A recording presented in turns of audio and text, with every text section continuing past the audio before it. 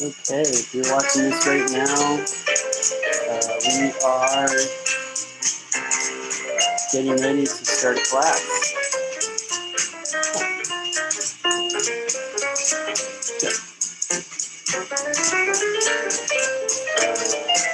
And so that's what we're doing right now, and right now is the time where I am hooking up all the things to all the social medias. And so bear with me if you're watching this later.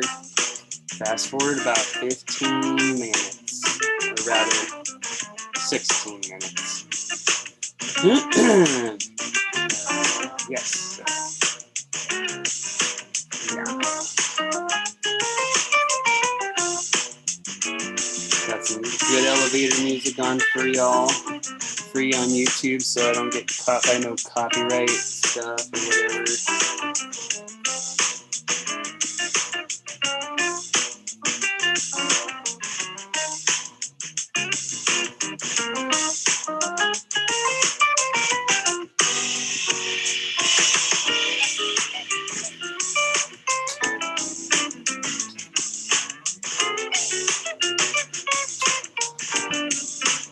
Funky.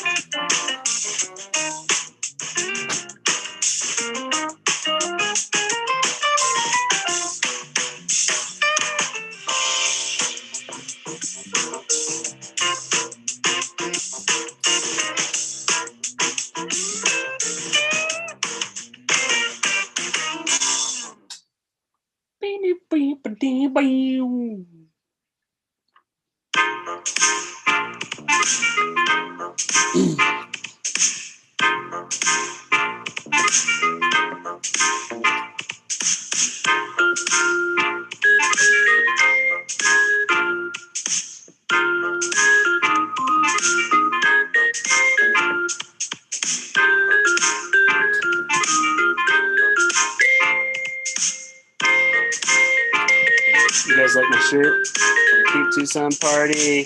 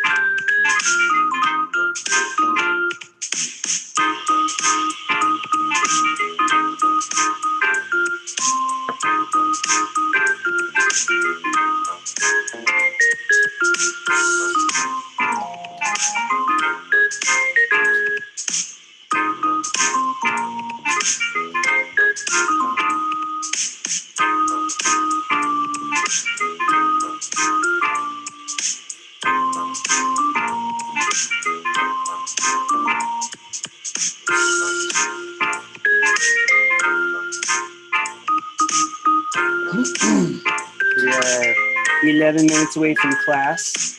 I'm just doing all the links. That's what I'm doing right now. As per usual, if you've been taking classes with us before, you know this drill. This is the boring part, which if you're watching later, you could just fast forward and skip it. But if you're live, you're stuck with me.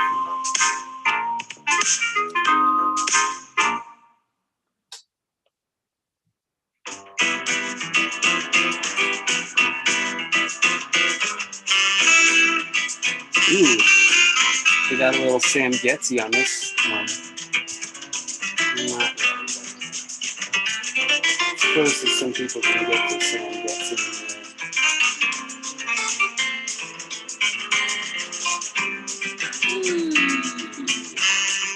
My friggin' computer.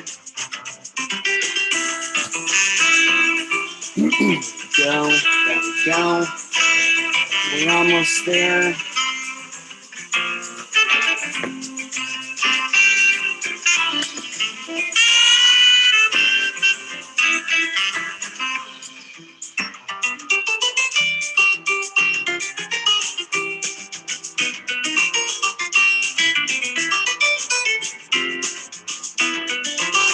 Little bossing nose in there. Quite nice, quite nice.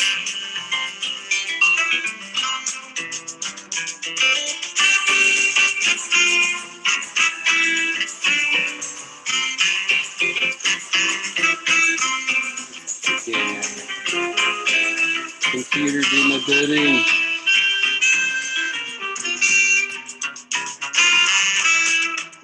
Alright, that works for me.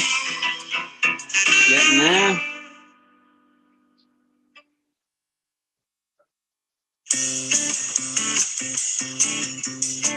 Okay, what time we got? We got 4:51.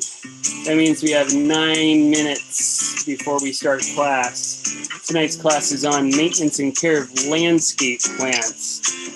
So that's mostly we're going to talk about landscape native plants. But ask your questions if you have a pyracantha and you need some care for your pyracantha. You can ask those questions too.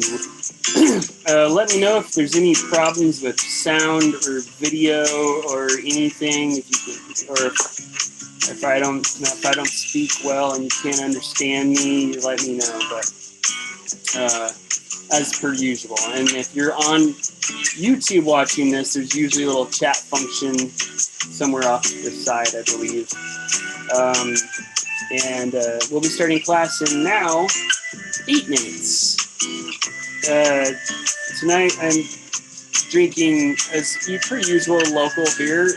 This is Tombstone, one of my favorite local breweries. It's a double dry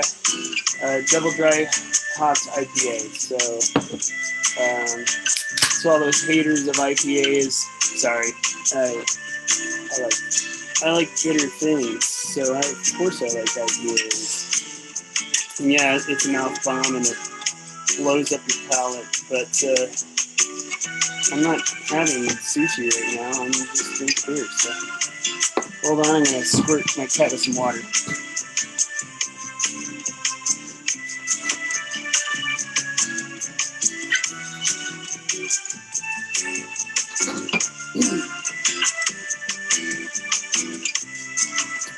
Okay. 7 minutes left. We got all basket on us.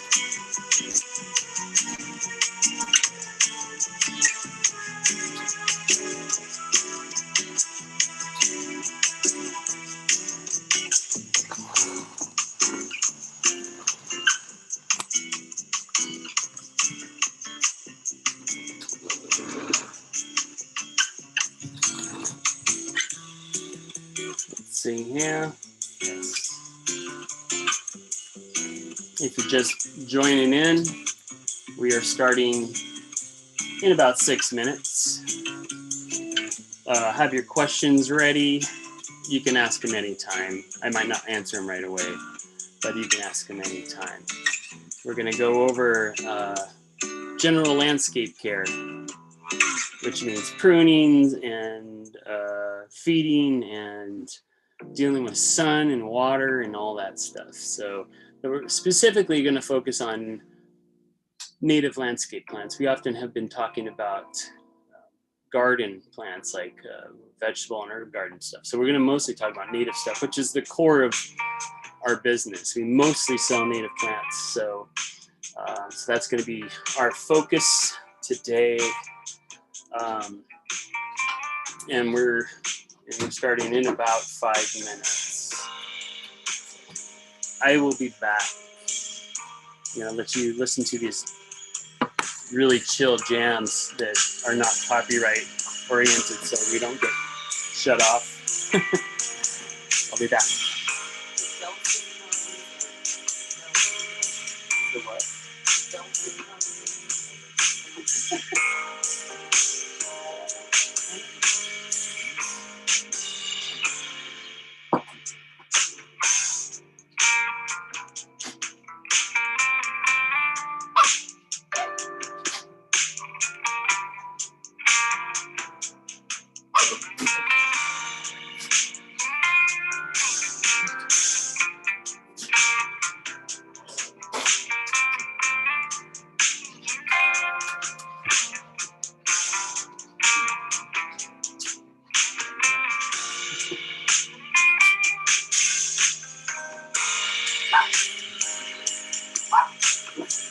No.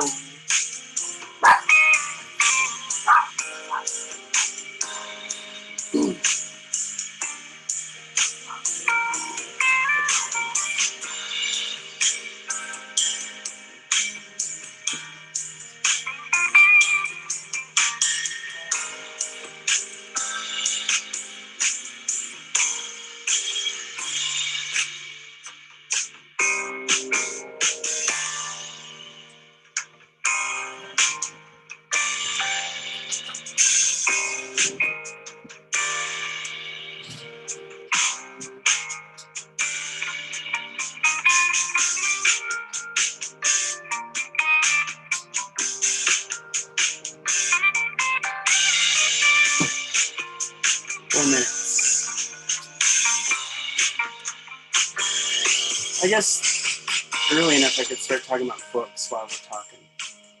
I think we're going to do that. Don't do that? Okay, 3 minutes left. You have to wait. We can still chill out to these smooth jams.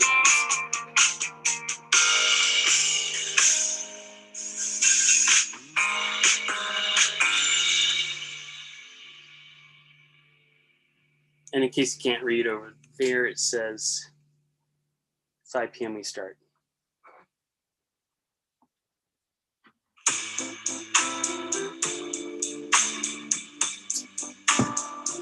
This class today is brought to you by Tombstone Double Dry Hot IPA. Ooh, this beer's so good.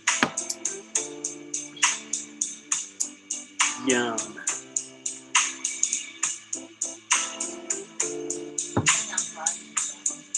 Huh? It's not brought to you by. No one paid us to do that. I'm just drinking this. Imbibed by. Your teacher is fueled by Tombstone Dry Hop Double IPA. All right, I'm starting now because there's a little delay, and it's a minute and a half. So I'm just gonna start. It's a minute and a half real time. But according to live stream time, we're ready. So thank you for joining us for the class on maintenance and care of landscape native plants. We're going to mostly talk about native plants. We do these classes for free. We do encourage donations if you are able to afford, but we don't want anyone to be priced out of a class. So these classes are free. So anyway, let's get going with all of this. I'm going to switch a cord here so that I don't run out of power, because that has happened before. Okay, cool. So here we go. Our class agenda today, we're going to talk about, I was kind of leaving it on. Oh. You think that's a bad idea? No. This is kind of cool, right? Okay, our class agenda today, we're first going to talk about, I'm staying vague on purpose, but right now, but first we're going to talk about sun, then we're going to talk about water, and then we're going to talk about soil, and then we're going to talk about seasonality, and then we're going to talk about ecology. Did you notice that I didn't say the word pests and problems? That's pests and problems are covered under seasonality and ecology. Most of the things we consider problems are not really problems, but we're going to get into that. So let's begin. We're going to talk about a few keys to success with landscaping with native plants. So let's do that.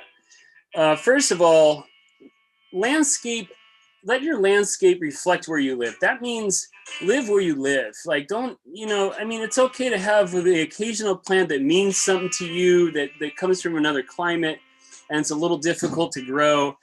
I totally get it. I'm a botanist. I totally have plants that are not from this climate, and I got to work extra special hard to make them grow. But if you're growing plants that belong here, that belong in this landscape, you're going to have a much easier time. And that doesn't necessarily mean all native, but just plants that belong here, plants that are adapted to our climate, and plants that are close to native. And as always, we care about the wildlife too, right? So, the more native you are, the more that you're growing regional plants, the more that the wildlife will recognize the plants that you're growing. And that is what I know that you guys all care about. So, anyway, live where you live, right? Another thing that I really want to press upon people, because we live in a capitalist society, and in this whole capitalist society, there's this impression that like everything should serve us. Plants are not furniture, okay? Plants are not, they're living things. When you take them home, you got to take care of them. Don't go to like some big box store and pick up a plant because it looks really good in the container, and you want to put it on your landscape just because it looks pretty. Like, I get it. Like, we want to grow things that are pretty, but you're taking home a living thing, right? And if you take that thing home and kill it, like, that's your fault. You gotta figure out how to grow this thing. You gotta figure out how to take care of it. And if you take home a rhododendron, which you could find at Home Depot, you're going to kill it, just because like they don't belong here. And that's the problem with the big box stores, by the way, is that they sell a lot of plants that don't belong here. They also sell native plants, but a lot of the time they're covered in chemicals. But that's beside the point. The point I'm trying to get across here is don't treat plants like they are like they're objects, like they're just like little objects to make your landscape look better. Think about it as you took a pet home, right? If you went to the Humane Society and you took a cat home or a dog and you killed it, you're not going to take it back to the Humane Society and say, you sold me a bad animal. No, you'd feel ashamed that you killed that animal. It's the same thing with plants. Like, figure out what that plant needs. You shouldn't take a plant home if you're not sure how to take care of it. And if the place isn't telling you what you need to know, don't go there. Go to the places that are going to tell you what you need to know to take care of that plant. So, yeah. Are you laughing at me? I'm passionate about this subject. Like, you should really talk to people who know who care. If you're gonna buy your plant at Home Depot and it dies, you deserve it because you went for cheap instead of going for somebody who cares. Anyway, plants aren't furniture. Okay, cool. Another thing, observe and document. What does that mean? It means pay attention to what's happening with your plant. Write it down, because you know what? Memory isn't so good with human beings, right? Not only because not all of us remember things very well, but sometimes we only want to remember the things we want to remember. So write it down. And it's like, oh, the lower leaves on this plant went brown about March. I don't know why. And you write that stuff down. When you go to try to figure out the problem, talking to experts who could help you, it really helps to have that information about like what's going on with your plants. So pay attention. You got a living thing. You wouldn't take a cat or a dog home and just like not pay attention to it. Like if you saw it, you know, throwing up blood, like would you just like not pay attention? No, you would remember, oh my God, on March 13th, my cat started throwing up blood. Like just pay attention and document, write it down. Everything we talk about today, remember that if we're talking about potted plants, they're a little bit more. So they need more water than plants in the ground. They need to be fed more often than plants in the ground, because containers are really intense environments. They heat up quicker, they dry out quicker, they lose nutrients quicker. So everything we're talking about today, remember that it's on hyperdrive in a container. And ask questions along the way. Someone just asked, what was the shrub on the first slide with the pinkish flowers? Let's back that up. Pink. Oh, that. So that is Euphorbia xanthi, which is Xanth. It's from Baja California. It's a beautiful shrub. It's not very common in the landscape trade. We're trying to make it a little more common. It's a little frost tender, but not that frost tender. It actually can, well, I didn't cover them this year at all, and they didn't suffer any frost damage. And ours are totally in bloom right now. So yeah, that is a Euphorbia xanthi. So yeah, thank you for asking that question. It's a cool plant. Let's start with the first subject. And that first subject is the sun, the most intense subject that we have to deal with because we live in a very hot climate. The first thing you should know is how the sun travels in your yard, but also how the sun travels in general, right? So in this diagram, you can kind of see in the summertime, the sun is a lot more above us, like high up. In the wintertime, so June 22nd is the summer, right? December 21st is I said 22nd. June 21st is that the summer. Oh, I always get equinox and whatever mixed up. But anyway, it's the longest day of the year, and it's the hottest day. It's the sun is just right over us.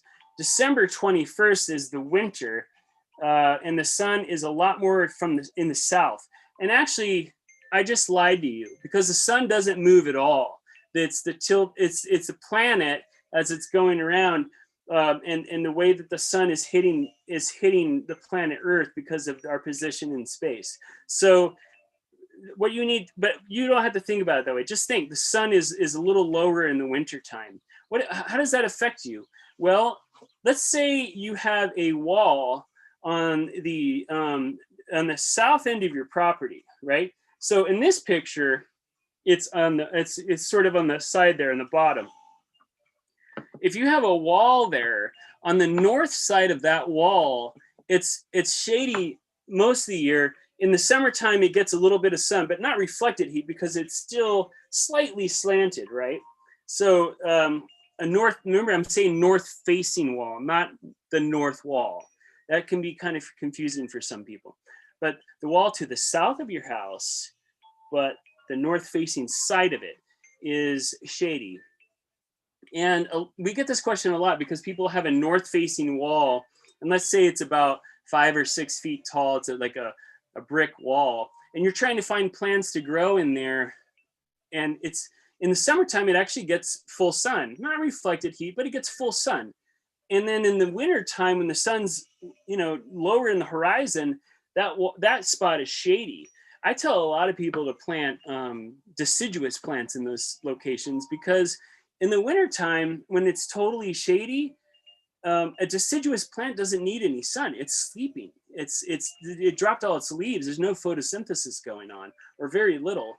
Sometimes there's some photosynthesis going on in stems, but that's beside the point. But most plants that drop their leaves in the wintertime, they're not really photosynthesizing, they're sleeping. So being in shade is not a big deal. And then when the sun starts, moving more and more up and hitting those plants as they wake up, then they're getting the sun they need. And then all summer long, they're getting, a good amount of sun. So anyway, sun is an important issue in our climate, and dealing with it is an issue, but it's an issue that people make a little bit more of a stink about than they need to make, because they anthropomorphize plants. They are uncomfortable. It's friggin' hot outside, and you're just like, how do my plants handle this heat? The sun, it's intense. I'm going to tell you that most plants don't mind a little bit of sun. I'm sorry, I should say that, re-say that. Most plants don't mind our summer sun. They love it because they're photosynthesizing. Even the plants like some large citrus, they actually get scorched on the top. They get like, red, yellowing on the top, especially like grapefruit trees that have like larger leaves. They'll get a little scorching on the top, and you think, oh my God, my plant's dying. Actually, they're fine. They're probably thriving if you're doing everything else right. If you're watering and feeding your plant as you should, that little bit of yellowing is not such a big deal. But we tend to freak out about it because humans see a yellow leaf here and there and they just freak out. So anyway, the sun's not so much an issue. Now, reflected heat is an issue. Now, what does reflected heat mean? Typically a south-facing wall. So you have a south-facing wall, and the sun is, it's still, it's high up, but it's still mostly hitting the south side of a wall. And it's hitting the ground in front of it too. What happens is almost like a microwave effect, because you got the reflected heat that's bouncing off, especially if you've got like rock mulch, and you have a brick wall or a concrete wall. That heat like reflects, and just it's much more intense than just regular full sun. You can have another plant out in full sun and it's looking fine, but a plant that's like on a south-facing wall is getting double beat up, because it's getting the direct heat, and then it's getting the reflective heat that's like coming back up off the wall and off the ground. So remember that south-facing walls are super hot. What does that mean when it comes to plants? Well, plants that can take reflective heat, because some of them don't mind it.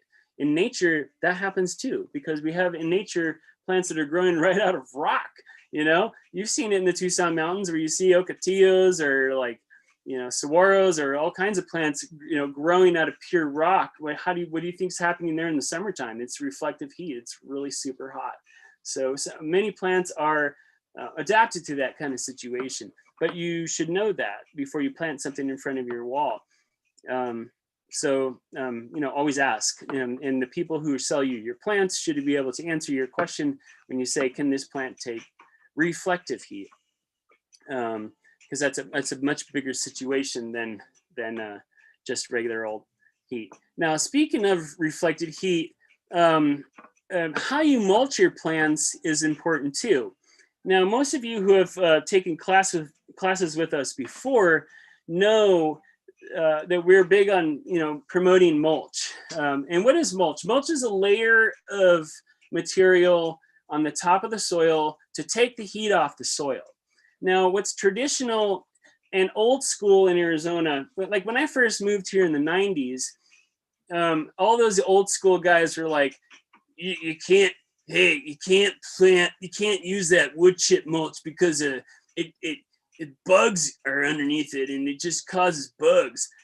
So they were afraid of bugs, right? And so they didn't do wood chip mulch. They did decomposed granite and just different types of rock. And the problem with that stuff is that like I said, there are some plants that can totally take that. Most of our plants that grow out in creosote flats in like super hot areas, or foothill areas, or if you're driving out towards Ajo and you see those like rocky outcrops that come right out of the desert, there's a lot of plants that can totally take that kind of heat. But some of our native plants aren't that happy in that situation because it's really friggin' hot. And because you got the sun beating down on them, and what do you have coming back up? Reflected heat. Because what is rock? Rock is rock, just like a wall is concrete. And so it's the same thing. You get this like reflective heat, and that situation is like 10 times hotter. And unfortunately, like a lot of people are still stuck on using rock because that's just what people have always done. And there's a lot of companies that sell this stuff. And I'm not saying that it's always the wrong thing to mulch with. If you got some cool cacti in a pot, rock mulch is great for a lot of cacti because that's just what they're used to. And they're fine in those situations. But a lot of our native shrubs and trees and vines and leafy things, some of them can tolerate the reflective heat, but they don't want it. They don't need it.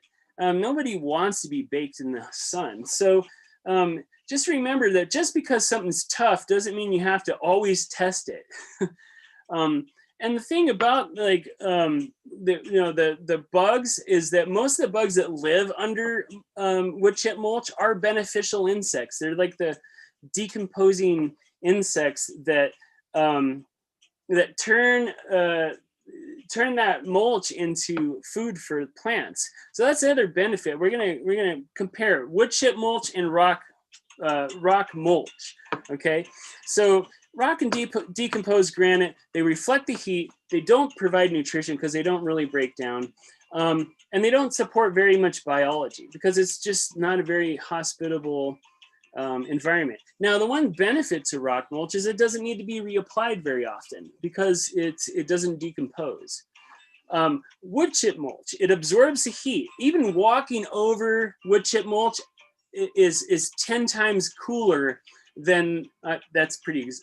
Don't take that as a scientific number, but it's a lot cooler than walking over a rock mulch area because it absorbs heat. And it absorbs it in the mulch, in that top layer. So that's really great for plants because it doesn't reflect it back up, but it also stops that heat from going down into the roots too. It's all held in that mulch layer. But the other great thing about wood chip mulch is it breaks down and it feeds plants and it feeds the microbes in the soil. It makes your landscape alive, and it attracts a lot of like ground gleaning birds and lizards and stuff. All those little animals that eat bugs are going to go after them. And none of those bugs are problematic for plants, by the way. You're talking about like pill bugs and centipedes and all these little insects. Their main job is just is eating detritus in the soil and turning it into food for plants. Those are all good things. And I'm also talking about earthworms and stuff too. They all love living under this stuff. So it supports biology. What is the downfall of wood chip mulch? Well, it breaks down. So what does that mean? You have to reapply it every once in a while. And that's kind of a pain in the butt because, it's not like you just one and done. It's like there forever. But you know what? A landscape changes throughout the seasons anyway, and it changes throughout the years. And you should be sort of responding to your environment and giving it what it needs anyway. I'm so sorry for the people who deal with HOAs. I just had a comment that says our HOA required every inch of our yard to be covered with rock mulch. No decomposed granite either. I'm so sorry. HOAs are a pain in the butt. You can always have them contact us when they give you crap about stuff like this. I've had people call me and tell me that their poppies were called weeds. Like they're growing Arizona native poppies, and the HOA is calling or bugging them about it and saying you need to pull these weeds out of your yard. Like I'm not even joking. Like that is like common in HOAs. They're a pain in the butt. Anyway, moving on. So continuing with the sun subject, shade structures are another way that you can deal with like bringing down the intensity of the sun. I don't want to overemphasize this because, like I said, most plants actually want that sun. especially native plants. So if you do use shade structures, try to put them over the human structures. And if you're putting them over the human structures, where the humans can really, humans can enjoy the shade, it also cools the whole landscape, even outside of the shade, because again, it's like stopping that reflective heat. So, focus your shade structures on human areas.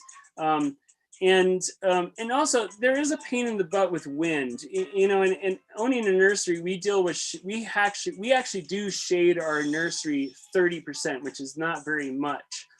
But why do we do that? We do that because all of our plants are in tiny black containers, and it's annoying because it's a hot situation in those tiny black containers. And believe me, I'm trying to figure out how to get away from tiny black plastic containers. But our industry doesn't really provide many options. Believe me, I've tried the cloth thing; it doesn't work. Actually, plants really don't do well in those cloth containers. But we're working on ideas for that. But anyway, we have a 30% shade just to like take the edge off the heat, because the plants are growing in these tiny containers. You mostly won't need to do that. You need shade on human structures. Stick around 30 or 40%, especially if there's a lot of plants under that shade, and focus it on the non-plant areas. That will bring down the overall temperature of the whole area. Let's go into the subject of water. It's one of the biggest subjects where we are, because we live in the Sonoran Desert region. Well, we live in an area that's partly Sonoran Desert, partly Chihuahuan Desert, and some of you are might even be in the grasslands, but you're living in the region that is influenced very heavily by arid lands. So let's talk about this subject. First of all, I'm a very big proponent of automatic irrigation whenever you can do it. And it's not because I love this stuff. I really hate irrigation, actually. But I love my life and I love my time. And, hose watering takes up a lot of time. And the more plants you have, the more of a burden it is to deal with watering and taking care of plants, especially in the summer, and especially lately, because we have so many things working against us these days. We had last summer, we had the hottest and the driest summer. I know most of you know this, but we had the hottest and driest summer of ever in recorded history. There probably has been hotter and drier times, but in the last few hundred years in this area, it hasn't been this dry and hot, and that's a struggle.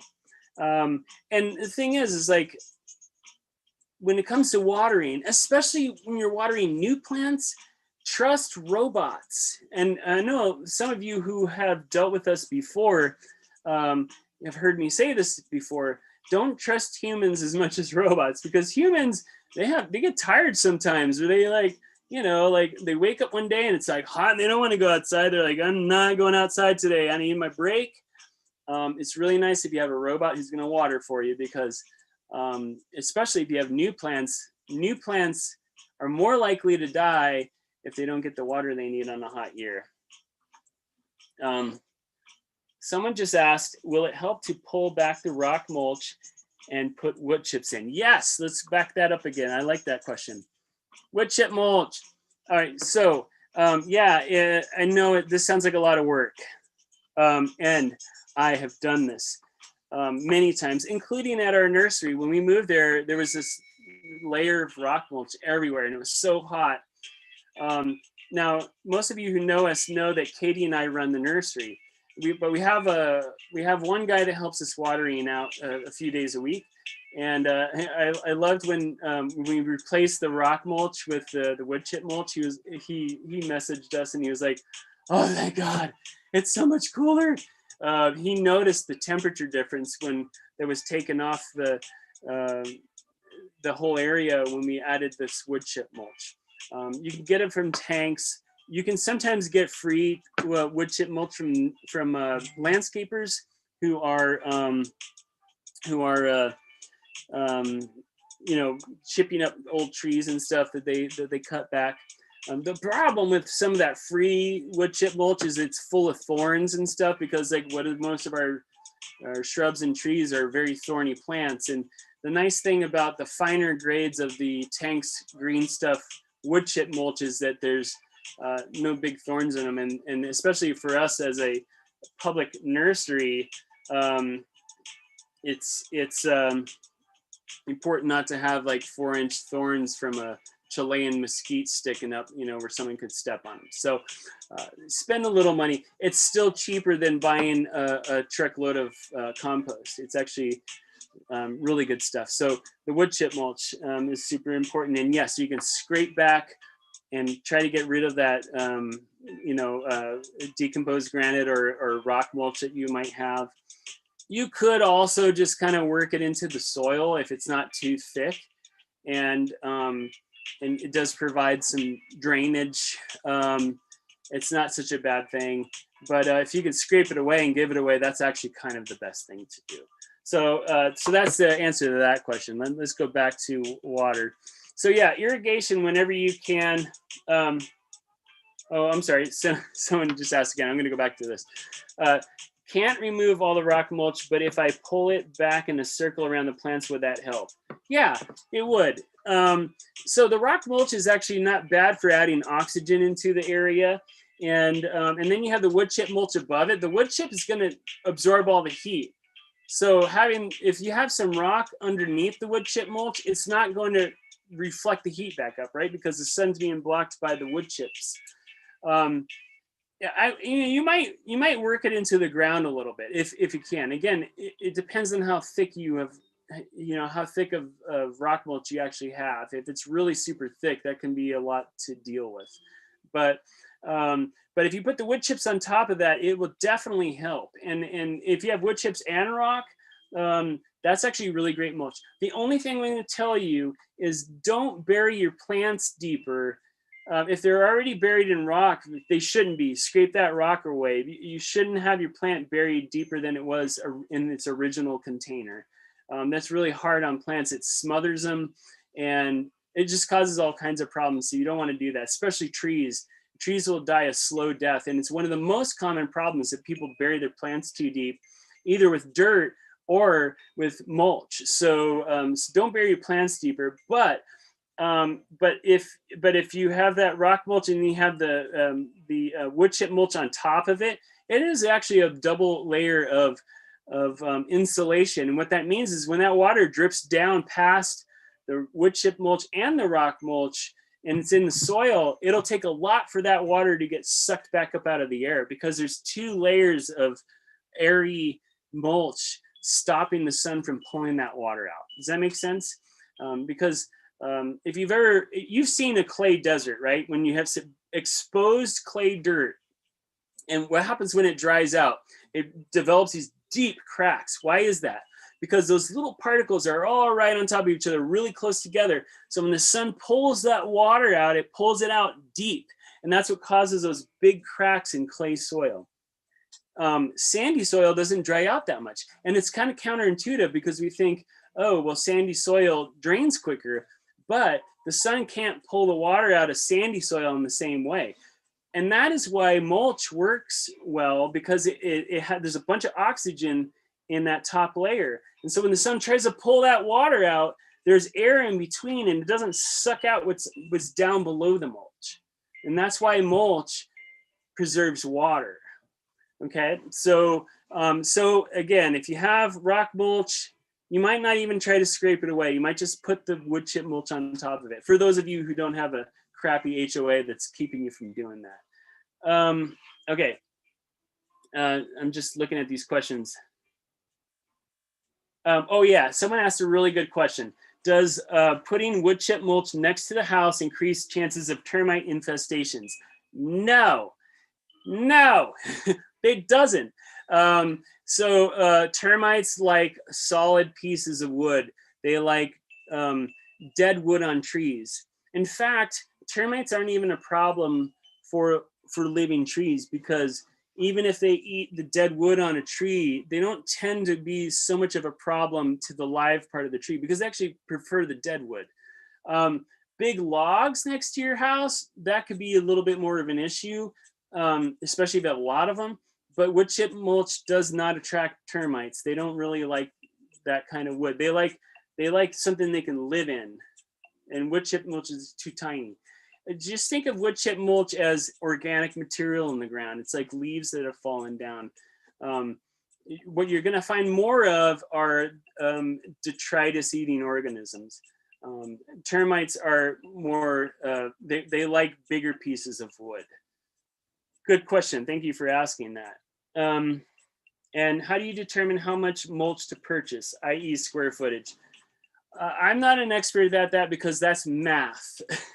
But if you call up tanks, they do this every day, all the time, and just say, I'm covering so much square feet, and I would like this much, 2 or 3 inches of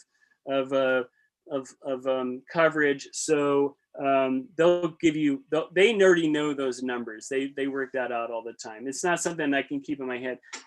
Numbers don't stay in my head. So anyway, thanks for asking that question. All right, let's go back to water. So, okay, you got the whole point of irrigation, right? If you have a robot watering your plants, it's a lot better than people watering plants. But I'm going to say this, that for many, many, many, many, many years, this is how I watered, because I just didn't have the time or money to put in an irrigation system. And if you don't have that many plants, it's not that big of a deal. You can get out there and water, but you have to be like clockwork, especially for new plants. New plants can't be skipped, especially in the worm season. When you're starting new plants in the worm season, you got to be out there watering. So just remember that if you can commit to that, then you're fine. But if not, go to Ace Hardware and pick up one of those little clocks that plug into your hose bib. And I'm saying this is the easiest thing in the world. It's a little clock that's battery operated, and you can screw it into your hose bib, and you can get a splitter so you still have a hose, but you have this, and then it's like Tinker Toys after that. The 3-inch quarter tubing and the spaghettis after that. You just hook it up to your landscape, and you can set it to, you always have to set it to the lowest common denominator, the thirstiest plant in your yard. And hopefully on one line, the thirstiest plant is not going to be a problem for the driest growing plant. If it is, then you need to get a second line in there, or just hand water those drier growing plants. But in general, most of your landscape plants can handle the same sort of watering. That you're going to have to do some compromise about water. Basically, you're going to have to like lean towards the plant that needs the most water, and then the plants that need the least. Most plants that are low water, or most plants that are drought tolerant, don't mind a little extra water. They're fine. Now, the exception, of course, is cacti and succulents, and some of them, especially at certain times of the year, don't want to be drowned. So you might keep those off your irrigation. Okay, irrigation's really important, though, and if you're good about it, the whole point is if you're good about it, then do it by hand. If you're not, if you think that you might drink a little too much some night in June, and you don't want to get up in the morning to water, just get a clock. They're cheap. You can do it. Okay, there's another method that some people use. They drill a couple holes in a 5-gallon bucket, fill it up full of water, and then fill it up, and then the water delivers the water to that plant slowly, instead of like, it's a little different than like putting the hose out there and letting it flood, and the water kind of goes over here a little bit more than it should. This will help water the plant a little deeper. It's just a little idea if you're hose watering and there's some areas that you want to like thoroughly get pretty deep, especially on your fruit trees or something like that. And then there's these things. I don't know, Oyas are kind of expensive. So, I can't imagine doing a whole landscape where you're depending on Oyas. Some people will put them in their vegetable gardens and other, maybe not through their entire landscape, but around the plants that they really care about or something like that. But they're cool. They're like these big ceramic containers, and you bury them down in the dirt and you fill them up full of water, and then they slowly leach that water out. It's kind of cool. There are a few problems with that, and we'll talk about that. Part of the problem with our water is it all comes from, these days, or a good amount of it is from the Colorado River, and it's pretty salty, and that's a really huge issue. Old Chuck Hansen, who's dead now, but he was the founder of Arid Land Greenhouses, and he literally left town because the CAP water got, let me back up. Tucson used to be the biggest city in the world, in the whole world. Tucson was the biggest city in the world that was solely on well water.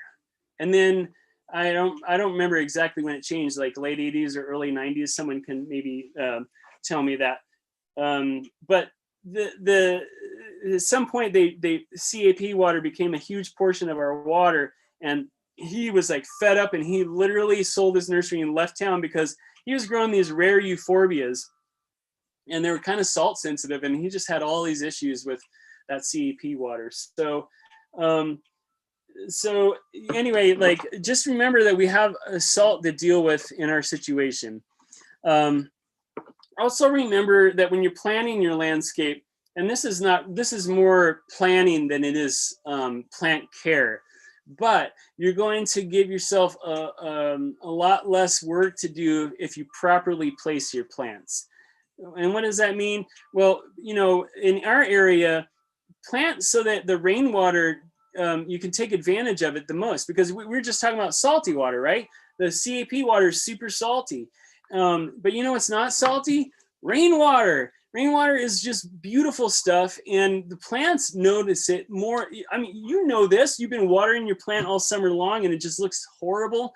And then we get a real monsoon, and what happens? The whole desert greens up, including those plants that you've been watering. So water wasn't necessarily the issue. It was the quality of the water. And so when that rainwater comes in and it's like slightly acidic and it's like not full of salt, the plants are like, oh my God, thank you. And so anyway, plan your landscape such that when it rains, the rainwater goes to your plants and not around your house where it causes problems with your foundation and all that. Have it go, away from the house, slope away from the house and towards the plants. And that requires some planning ahead of time. Anyway, and this is like, you can see there's a little tiny pictures there, but that's Brad Lancaster's books. We sell them at our nursery.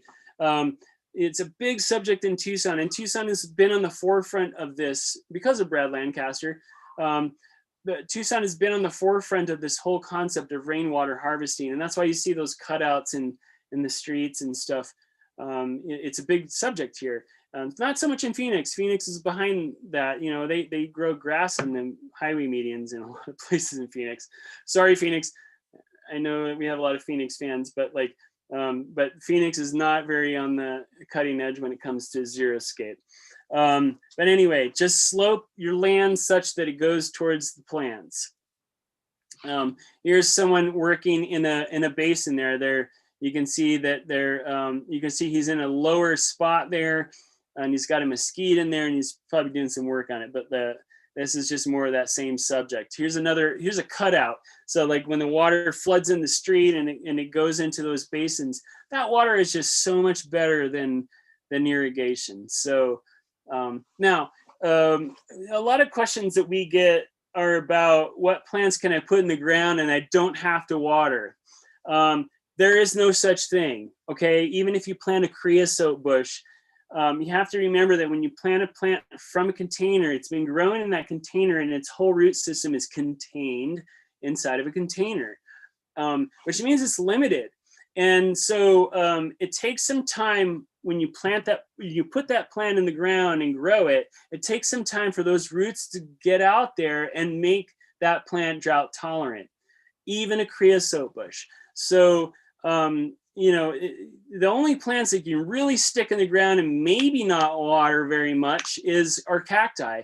But even with cacti, you've seen those cacti that aren't watered. They look like crap right now. They're shriveled up and they look terrible because all plants need water. So if you've taken classes from us before, you've heard my explanation, but I'm going to say it again because people ask this all the time. How come a tiny little creosote bush seedling out in the Sonoran Desert can live off of rainfall, but not my 5-gallon creosote bush that I just planted? Why is that? When a seed hits the ground and germinates, first of all, in the Sonoran Desert, it only happens on the very wet years.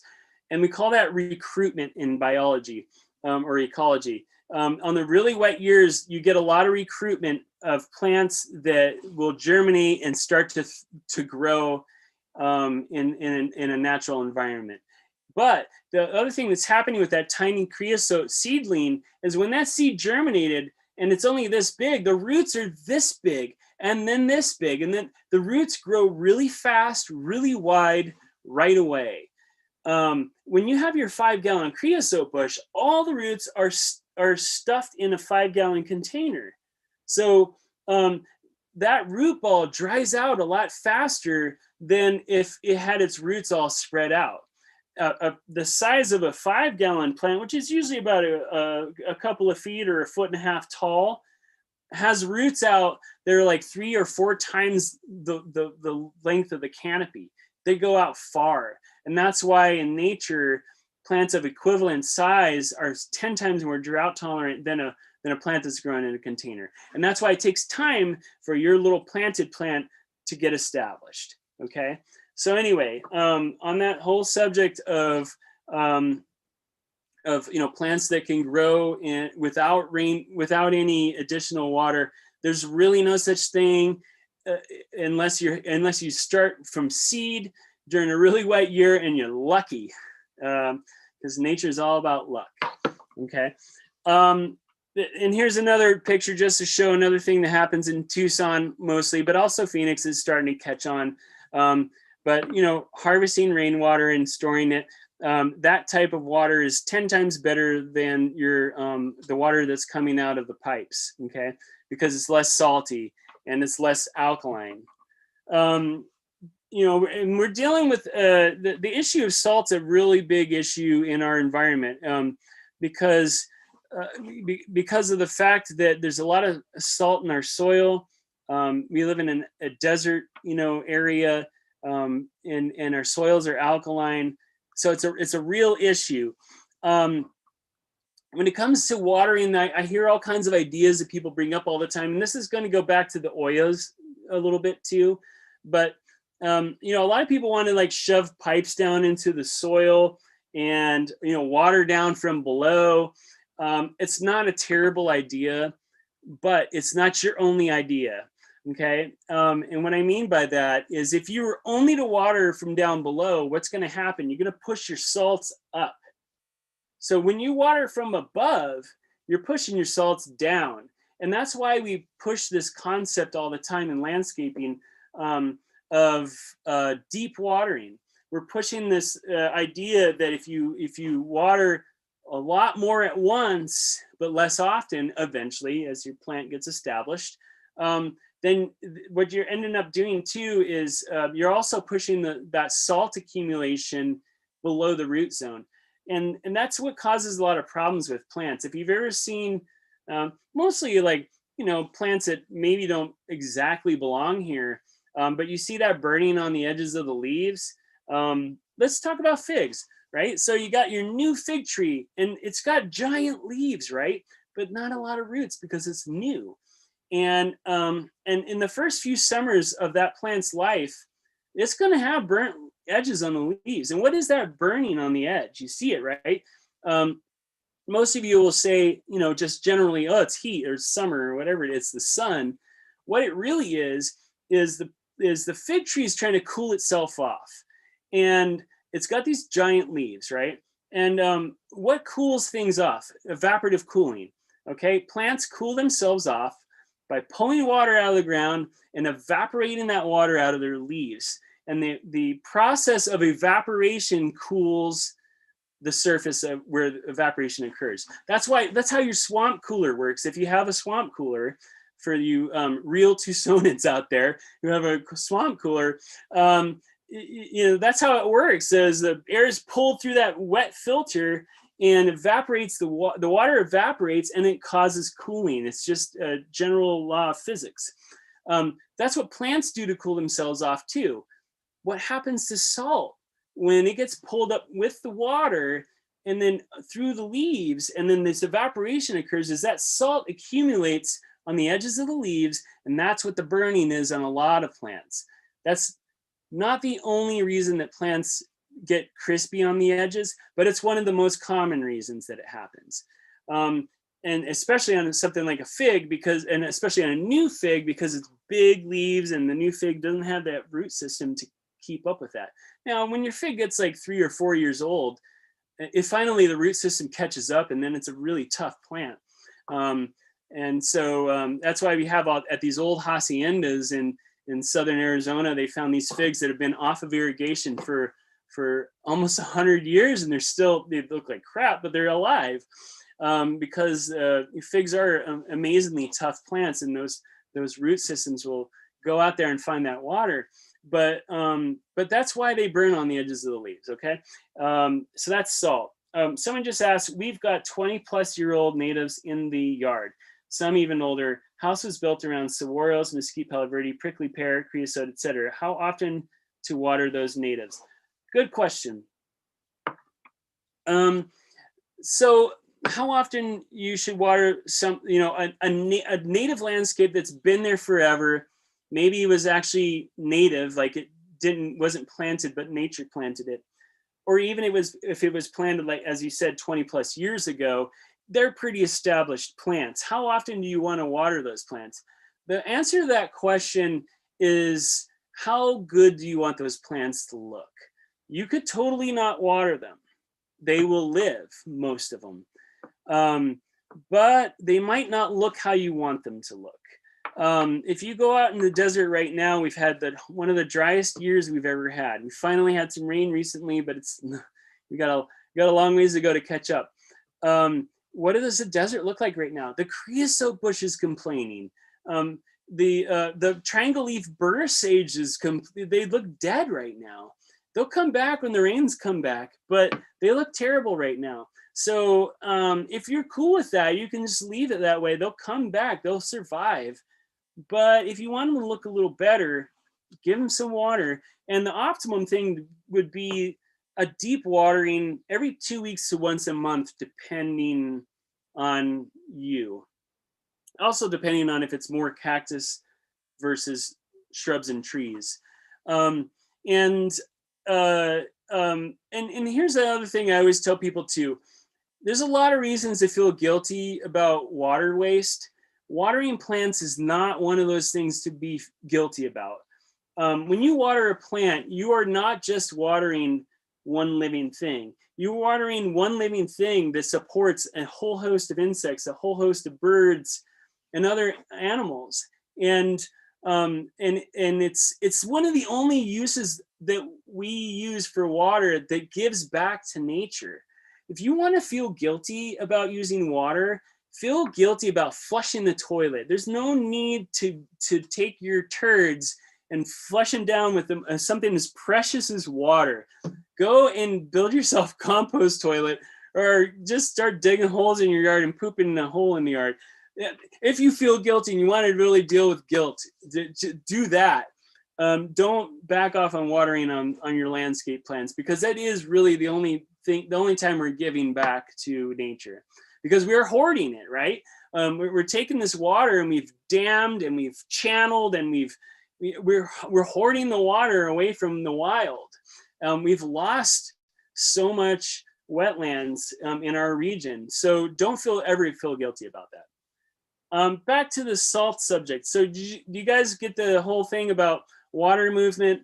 It's okay to use some, if you want to do this deep watering thing with these pipes going down in the ground, or oyas or whatever, that is all fine and good. but once in a while, flood the top and use some gypsum too. And we'll talk a little bit more about gypsum, but because you're going to want to flush those salts out, they're going to accumulate, and you want to push. You don't want them to accumulate too much in one zone, and that is also why we go with this whole deep watering thing. It's all about salt. We live in we have salty water, we have alkaline, salty soil. Our whole goal is to like not let those salts accumulate. Someone just asked, do HOAs allow you to poop in your own yard? You don't have to tell them, just don't get caught. All right. Oh yeah. So here we are talking about gypsum. So anyway, to deal with salty water, once in a while, do a really good flooding. Okay. Your goal really is, for an established landscape, is to water I'm going to say every 2 weeks. Okay. But different types of plants need different types of watering. But with a lot of your xeric plants, every 2 weeks, really deep, and every once in a while, add some gypsum in there. What does gypsum do? Gypsum is acidifying, and it also takes clay particles.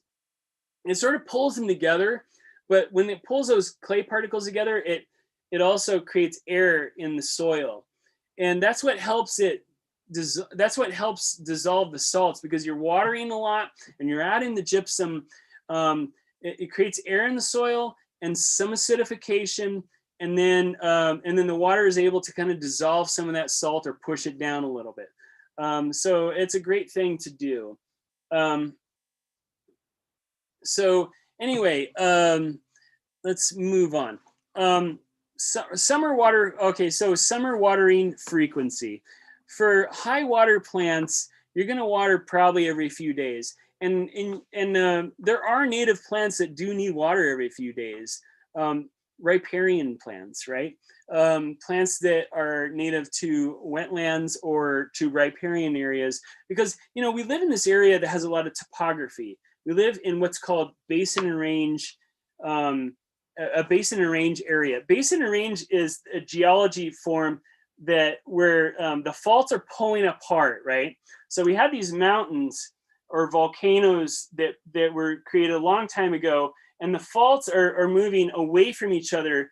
And as those mountains pull apart from each other, then you form these basins in between. And that's what helped form what we call the Sky Islands. We live in an area where there's all this low desert, and it's surrounded by these Sky Islands, which are mountains. And so what does that do? It pushes water into specific areas. So even though we live in the Sonoran Desert, we live in the third most diverse flora in the country and in the United States, and one of the most diverse in the world. And why is that? Because we live in an area that doesn't have a lot of frost, and the water is pushed in certain areas. And we also have mountains where there's pines and stuff up on top of there. We even have tundra on the top of the San Francisco peaks. Tundra is Canada, right? But we have tundra in Arizona on the top of the San Francisco peaks. And within a very, relatively close area, we have low desert with like creosote bush and saguaro cactus. And then if you go to Yuma, then you even have or if you go to south of Ajo in the Oregon Pipe National Monument, you have tropical plants. Oregon pipes and elephant trees and stuff like that. And some of these tropical plants are still trying to live in the foothills, like Erythrina flabelliformis, which is the coral bean. That is a 60-foot tree in Sonora. It's a little shrub here. It's a tropical remnant. As the tropics moved south in geological time, some of these tropical plants got left behind. Anyway, the point is that like just because we live in an arid land doesn't mean that all of our plants want low water. Quick question. So interesting. I have 2-year-old fig tree. When I see crispy or yellowing leaves, I give it some gypsum and it fixes the problem. I don't know what it was doing chemically.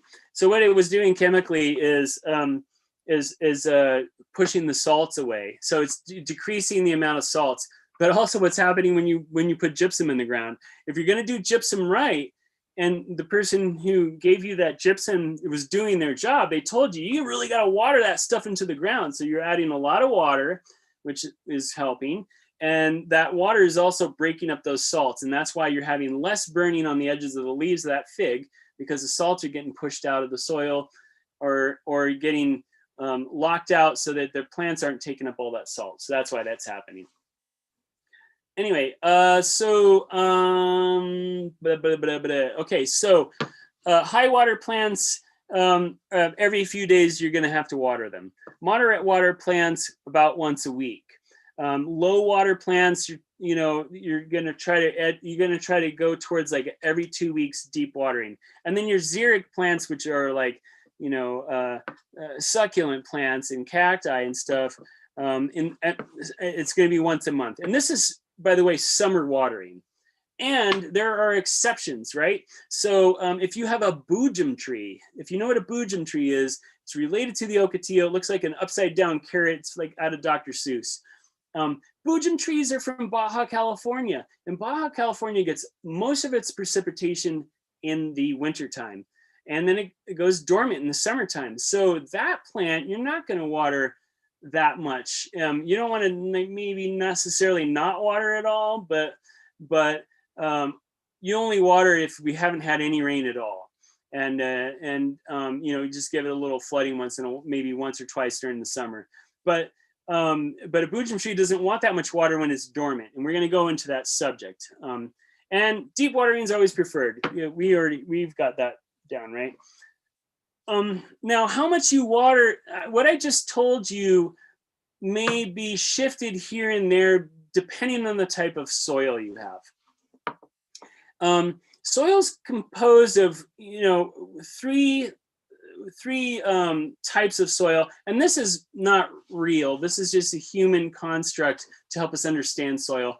But in general, we have 3 different types of soil. We have clay, we have silt, and we have sand. The finest particles are clay, right? Clay is basically a rock that's been beaten down for so long that it's super fine, and it's just really, really, really, really fine. Clay soil dries out quicker, but it doesn't have a lot of oxygen because the particles are smaller, which means there's less air in between each particle, and it dries out faster because there's no air. So this water just is sucked right out of the ground. And that's, again, I talked about before, like, why do those deep cracks appear in clay soil? It's because it's being pulled out. There's no oxygen to stop that from happening. Sandy soil is the opposite of clay soil. Well, you can go more opposite. You can say gravelly soil. Hey, quiet. Sandy soil is gritty. Is the opposite end of this spectrum. Clay soil is super fine. Sandy soil, it comes from the weathered rock that pulled off the mountains and eroded and turns into sand, and it's in our washes. And what is the difference between clay soil and sandy soil?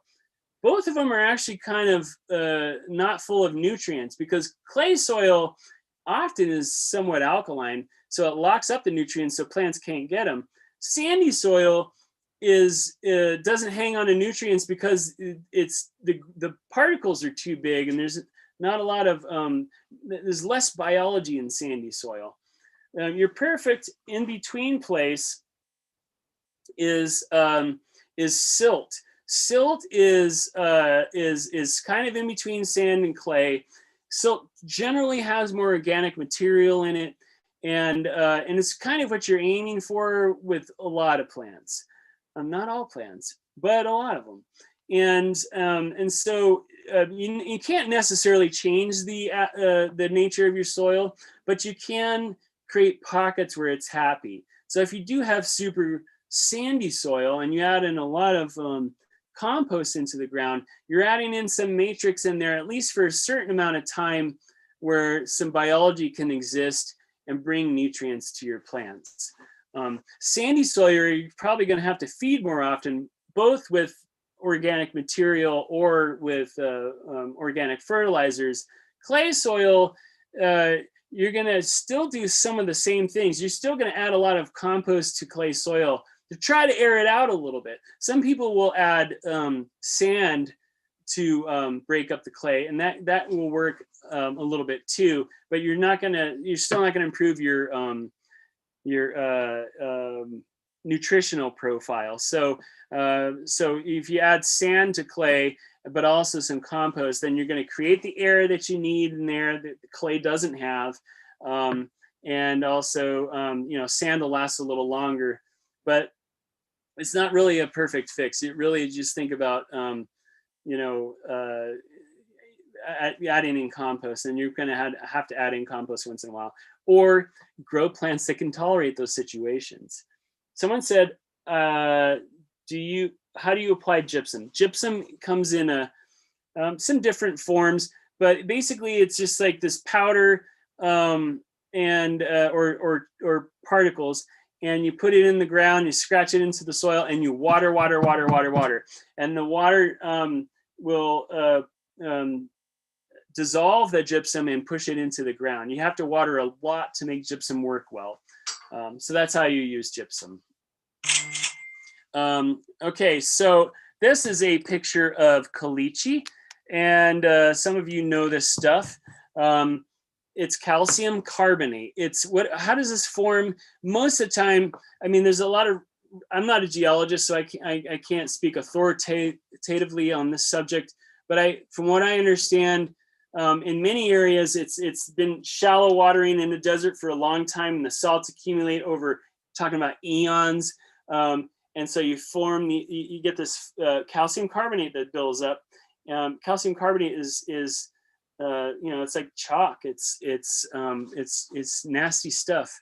And not only is it kind of inhospitable to biology, but it also blocks drainage in a lot of areas. Now, sometimes you only have chunks of this here and there in your soil, but some of you have like big plains of it in your soil. And the problem with this stuff is that it blocks drainage. And so what happens is when you water your plants, the water goes down soil and it stops at the caliche. And what you have is this like wet, anaerobic, no oxygen area in your soil. And plants hate that. Plants want oxygen and they want water, but they have to have the oxygen. That's what makes things happy. So if you have caliche in your soil, you're going to have to break it up. Somebody asked, my lemon tree had termites, so we had to treat the ground around it. How long before I ate the fruits? Oh boy. I'm sorry. Someone took you for a ride. There's a lot of companies out there that make a lot of money on this kind of stuff. I don't understand why what they were probably doing is treating the plant with a systemic, which means that the pesticides going in the plant to kill the termites. But the thing is, termites eat dead wood. And they don't, they can eat a little live wood, but they mostly eat dead wood. So like termites aren't a huge problem for live trees. So your best bet for taking care of plants with termites is to cut out the dead wood and then just keep the tree happy. Like make sure there's more dead wood, which means water it right and feed it right. And you'll have less of a termite issue. Insects usually attack plants that are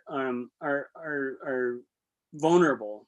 They're weakened. They're not getting the nutrients or water they need or sun. And so that's why they're going to, go after certain types of plants. But there's a lot of companies out there, they sell pesticides. So that's what they do. If someone got a hammer, he's going to think that a hammer solves everything. It doesn't. A hammer is a tool that only solves some problems. You need to have a whole toolkit. These people who spray, they only have one tool and they think that they have the answers for you, or they know they don't, and they're just like selling you something. So sorry, I don't know how long to wait for systemics. It's like it depends on, I mean, we all eat pesticides, no matter what you think you're eating pesticide, even if you eat at Whole Foods every day, because pesticides are everywhere now. They're in our water, they're in most of our food. They're in organic food too, because the pesticides are in our water supply, and most organic farms are in the same areas as inorganic farms, and that the pesticide, they're a problem. It's one of the number one causes now for cancer. It's plastics and pesticides. So there's no way you can totally avoid it. So I would say, don't worry too much about it. Give it some time. Water, water, water. Use some gypsum. That'll push some of that stuff out of the soil at least. And just know you eat pesticide all the time anyway. So go ahead and enjoy your lemons. Someone else asked, the same person, there was a termite tunnel. Does that mean that my tree is dying? The tunnel was on the main trunk. Well, that might not be a termite tunnel. I'm not sure what that is, but what does a tree look like? That's pay attention to the plant itself. Plants are going to have bugs involved with them. There's grub worms in the ground, and we're going to talk about grubs. Grubs are not bad, but they eat some roots once in a while. They mostly eat detritus in the soil, but plants have bugs, and you're going to have caterpillars on your plant. Speaking of lemon trees, you're going to have the larva of swallowtail butterflies eating the new leaves. The plant's not going to die from it. Plants have evolved with insects. Insects, it doesn't make sense for insects to kill their host, right? They eat some of the plant. So our best bet is to keep that plant super healthy, give it what it needs. We are expecting a lot out of domestic plants. Like a lemon is not just a native plant. It's a plant we're growing for a certain purpose, fruiting and flowering, which requires a lot of care and nutrients more than normal, because we want more fruit out of that plant than it would naturally produce.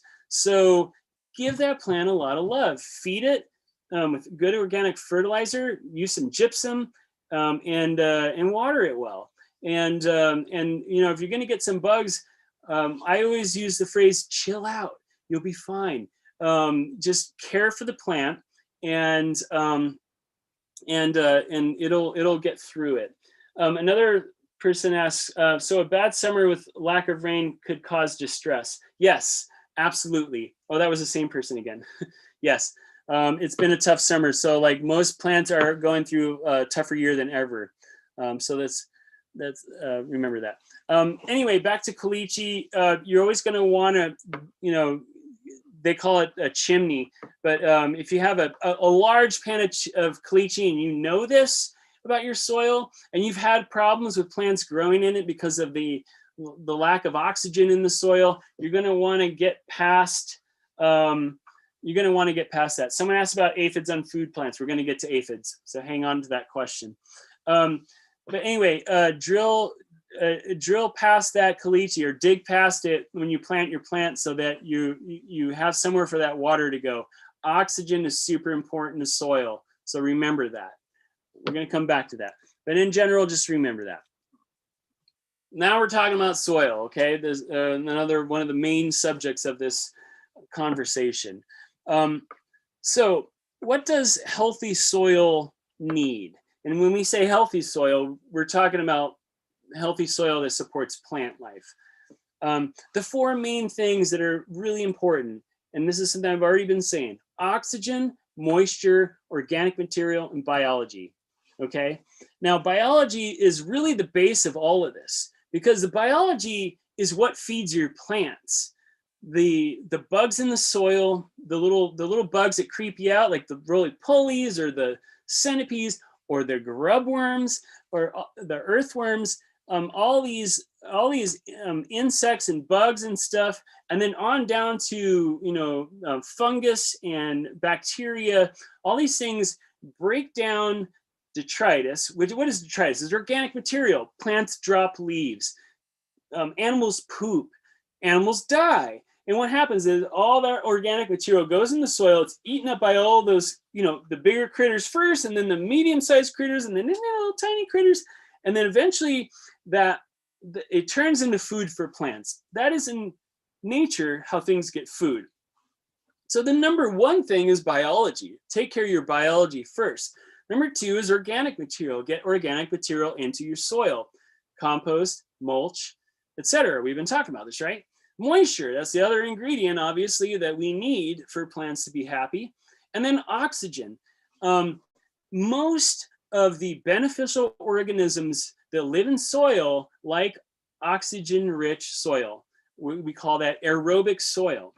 So anaerobic soil is when you've got like a lack of oxygen. So whether the soil's too clay or the moisture's not draining because of caliche or something, that causes more of a disease environment where plants are not going to be as happy, right? So when you're thinking about your plants in the ground and you're trying to figure out, why is my plant not happy? Think about these 4 things. Is the biology being interrupted because someone's using pesticide?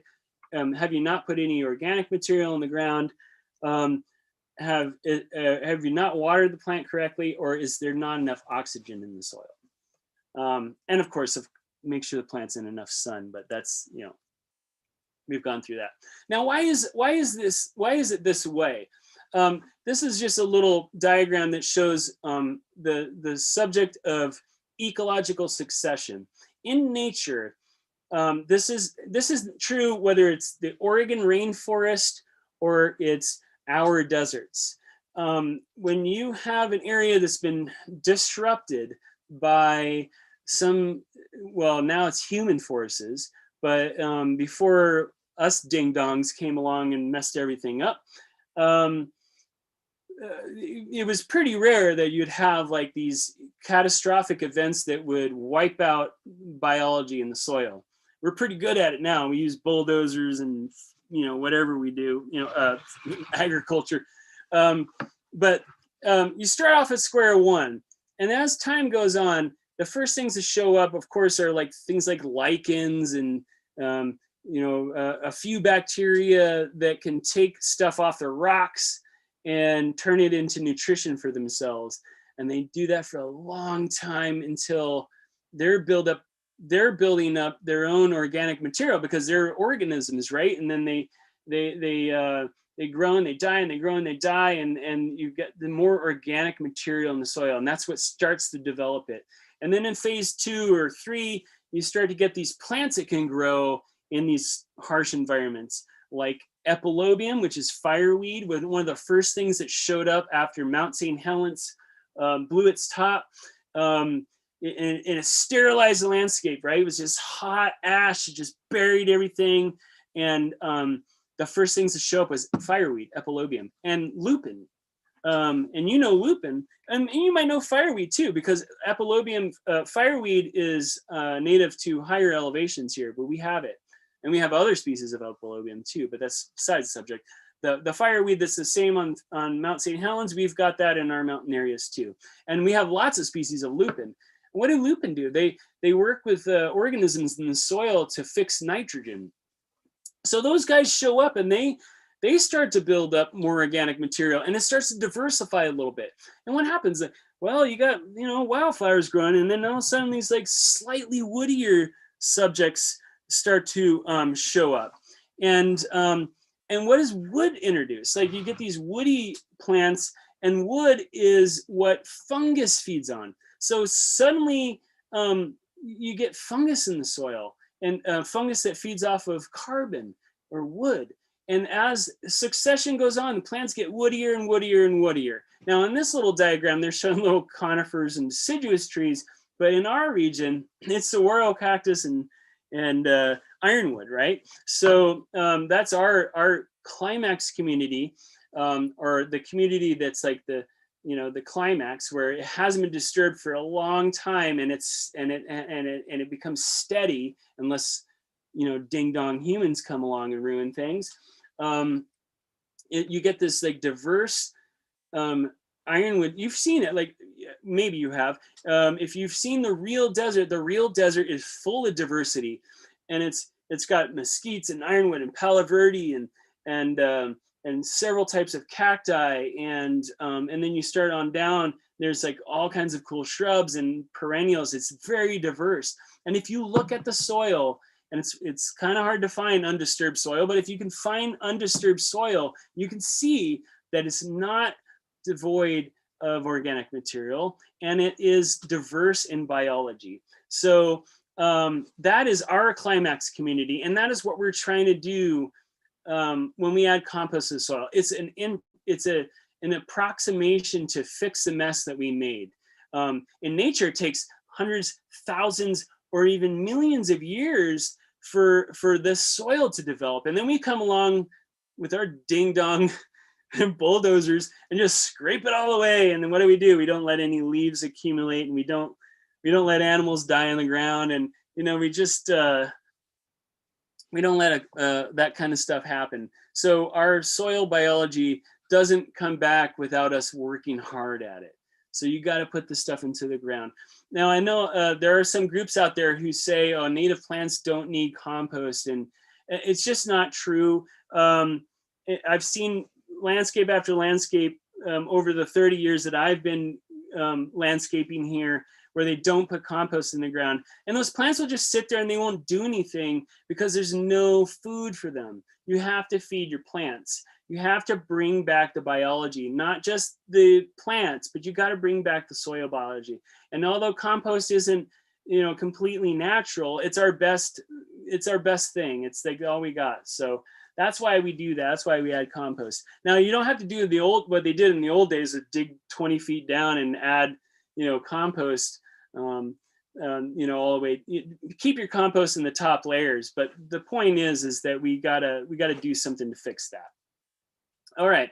So we talked about compost. It adds organic material. It adds biology. It helps aerate the soil. It helps suspend moisture in such a way that it also allows for oxygen. And that's why it's so good for the soil. It doesn't stay around forever. It needs to be added every once in a while, usually from above. All right. And what I'm adding this in here because there's often a confusion between what is the difference between mulch and compost. So compost is usually finer. It's usually a lot richer.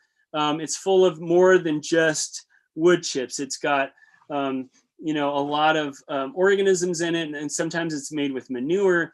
So it's full of microbes. It's put into the soil, mixed up with the top layers of our soil to put biology back in the ground. It breaks down very fast, but it feeds plants. Mulch, on the other hand, is more coarse. And usually when we say mulch, we're talking about, wood chips. It's placed on the surface of the soil to keep the sun off of the ground from beating down on the ground, which protects the compost and the biology you're working on down below. And it breaks down slower, but it does eventually break down and feed the plants too. And no, it doesn't steal nitrogen. That's something that's an old myth that that the old timers used to say, is that, wood chip or too much wood in your soil steals nitrogen. And it's a misunderstanding of soil biology. Too much wood, if you had, and the whole soil profile is just a bunch of wood, it could potentially rob your plant of nitrogen. But mulch layers don't do that, and even a good amount of wood material in the ground won't do that. So it's just an old school thing. We've moved on from that. Now, organic fertilizers are something that we use to give a good quick feeding, because sometimes you have plants that are deprived of nutrients and they need a quick fix. I never promote the use of synthetic fertilizers. I always push organic fertilizers or mined nutrients, which are not necessarily quote unquote organic. That doesn't mean that they're bad. It just means that they're taken out of the earth, but they're still in a natural form that plants recognize. And it's not too, you're not bombarding plants with nutrients. A quick question: how do you recommend adding compost if we've got that layer of rock? If you have rock mulch or decomposed granite, scrape it away in certain areas, dig up the dirt a little bit, add the compost in, and then scrape it back. Think of it as like when you're building a cake. I don't know, something like that. When people make things out of cake and they actually put, the icing's not on there yet, and they put they're going to make a zebra. I don't know. You know what I'm saying? And then you just slap the stuff back on top to cover it all up so it looks like it's one thing. The same thing. Scrape your rock away so you can see the dirt. Add your compost in, scrape it back, and you're probably going to have to do it in sections. Anyway, organic fertilizers. What is the difference between synthetic and organic fertilizer. So synthetic fertilizers is synthetic, it's human made. Sometimes it's mined material, but it's in too intense of a concentration for soil biology. It feeds plants right away, and you will see plants respond to it right away. They'll grow immediately after you add your Miracle Grow on there, but it does nothing for the soil. Think of it as kind of like drinking a big mug of coffee. You're going to get super spazzy right away. You're going to totally respond to that cup of coffee. But it's not necessarily going to give you some long-term effects. So it goes away quick. And the other problem with synthetic fertilizers is that they get into our water supply, and they also build up salt layers in the soil. So they're not good. They're terrible for soil. And synthetic fertilizers kill microbes. So they do the opposite of what we've been talking about this whole time. We're trying to add biology back to the soil, but if you add in synthetic fertilizers, they're heavy salts. They're going to dehydrate and kill your organisms. So you don't want to do that. Organic fertilizers are not going to make your plant respond right away. And this is something that, old-time gardeners have a hard time with. My older gardeners who love seeing the response, like they feed a plant, it greens up, and it makes them so happy. I'm taking care of this plant. That's what it feels like. But it's not real, and unless you do it all the time, and then okay, that one plant's fine, but the surrounding soil is not fine, and the water supply is not fine, and it's not good. Organic fertilizers you add into the ground, and the plant might not necessarily respond right away, but what happens in the ground is the microbes in the ground start eating that food, and they poop, and they have sex, and they do all the things that organisms do, and the results of their lives is food for plants. And so the microbes in the soil are healthy, and they're feeding the plant, and the plant's going to grow a lot more solid and strong, and it's not going to be cracked out, and it's a better way to feed. That's a basic definition or difference between the two. Someone asked, good idea to scrape away and add compost near the trunk of the tree. Near the trunk of the tree or at the drip line? Good question. The older the plant is, the farther away that the feeding roots are. So it's probably better to do it farther and farther away from the base of the tree. And it's also easier because, like, if you have a mature tree and you've tried to dig near the trunk, it's not easy. That's not where the roots are. So yeah, drip line, farther away from the plant, the older it is. If it's younger, the roots are a little closer to the plant. So you're going to have to gauge it. It's not an exact science. And organic biology is never an exact science. The only time you need an exact science is if you're going to burn your plants. That's why synthetic fertilizers have this very exact one teaspoon per gallon of water or whatever it is, because you can really burn your plants with synthetic fertilizers. Not only do they kill microbes, they can actually kill your plant or burn it and set it back significantly. Organic fertilizers almost never burn plants. And I say almost because there are a few organic substances, like blood meal is pretty intense. Even though it's organic, it's pretty high in nitrogen, and it's pretty concentrated. So like use blood meal in the wintertime or mix it up with other things so that it's not so concentrated, and just be careful with blood meal. But in general, organic fertilizers usually don't burn plants because they're not readily available like that. Synthetic fertilizers are. Okay, let's move into the subject of seasons. This goes back to that whole plants are not furniture thing, right?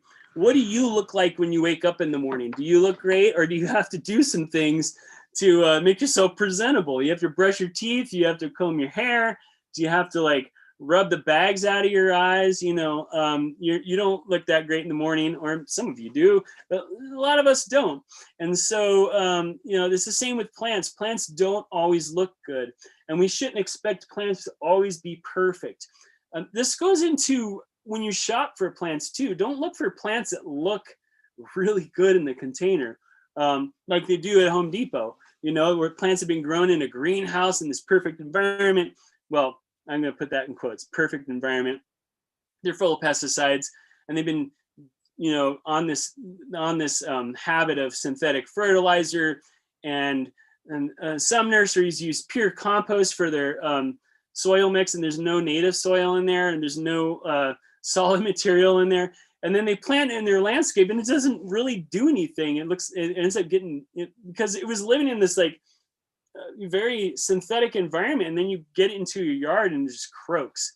You're much better off with going to Desert Survivors and getting one of those plants that look like a dead twig and put that in the ground, and it's going to do really well because it was grown in full sun. It was grown in an environment that it's going to be similar to the environment it's grown in. And then it's out of that container finally, and it's in the ground. It's going to be like, yes, and very happy. So, anyway, it was a little bit of a detour, but let's move on to seasons. It's not totally a detour. Plants shouldn't always look perfect. They, in fact, a lot of the year, and especially in containers, because a container is a very intense, tough environment for a plant, they don't always look that good in containers. Some people always say native plants particularly don't look good in containers. That's not true. It's not that native plants don't like containers. It's that all plants don't like containers unless they have become so manipulated that they can live in that synthetic environment. Okay. Anyway, so we live in this area, as I was talking about, it's very diverse. Okay, when we talk about native plants, most of us are talking about the general Southwest, Arizona, New Mexico, sometimes a little bit of Texas, Chihuahua, Sonora, Baja California, Southern California, Nevada, little Utah and Colorado. Anyway, in that area, you have such a wide, diverse amount of environments. And most of these plants can do really well where we live. We can take a plant out of Sonora and plant it in our landscape. And we just have to remember, oh yeah, guayacán, really cool plant, loves the heat, loves full sun, but it is a little frost tender. So in the wintertime, I got to cover it, right? So, so that's what's going to play into your whole seasonality thing with plants. You need to know where it's from and what is it experiencing where it's from. I talked about boojum trees earlier, right? Boojum trees come from an area which are dominated by winter rain, and they're very dry in the summer. So if you're going to grow a boojum tree, you're going to notice that in the wintertime, but especially in the spring, it's very green and it's growing. It's actively sending out new growth. And then June comes along and the leaves start to fall off, and then it just goes to sleep. And then during the summertime, you're not going to water it very much, if at all. And in the container, you want to water it, but not that much.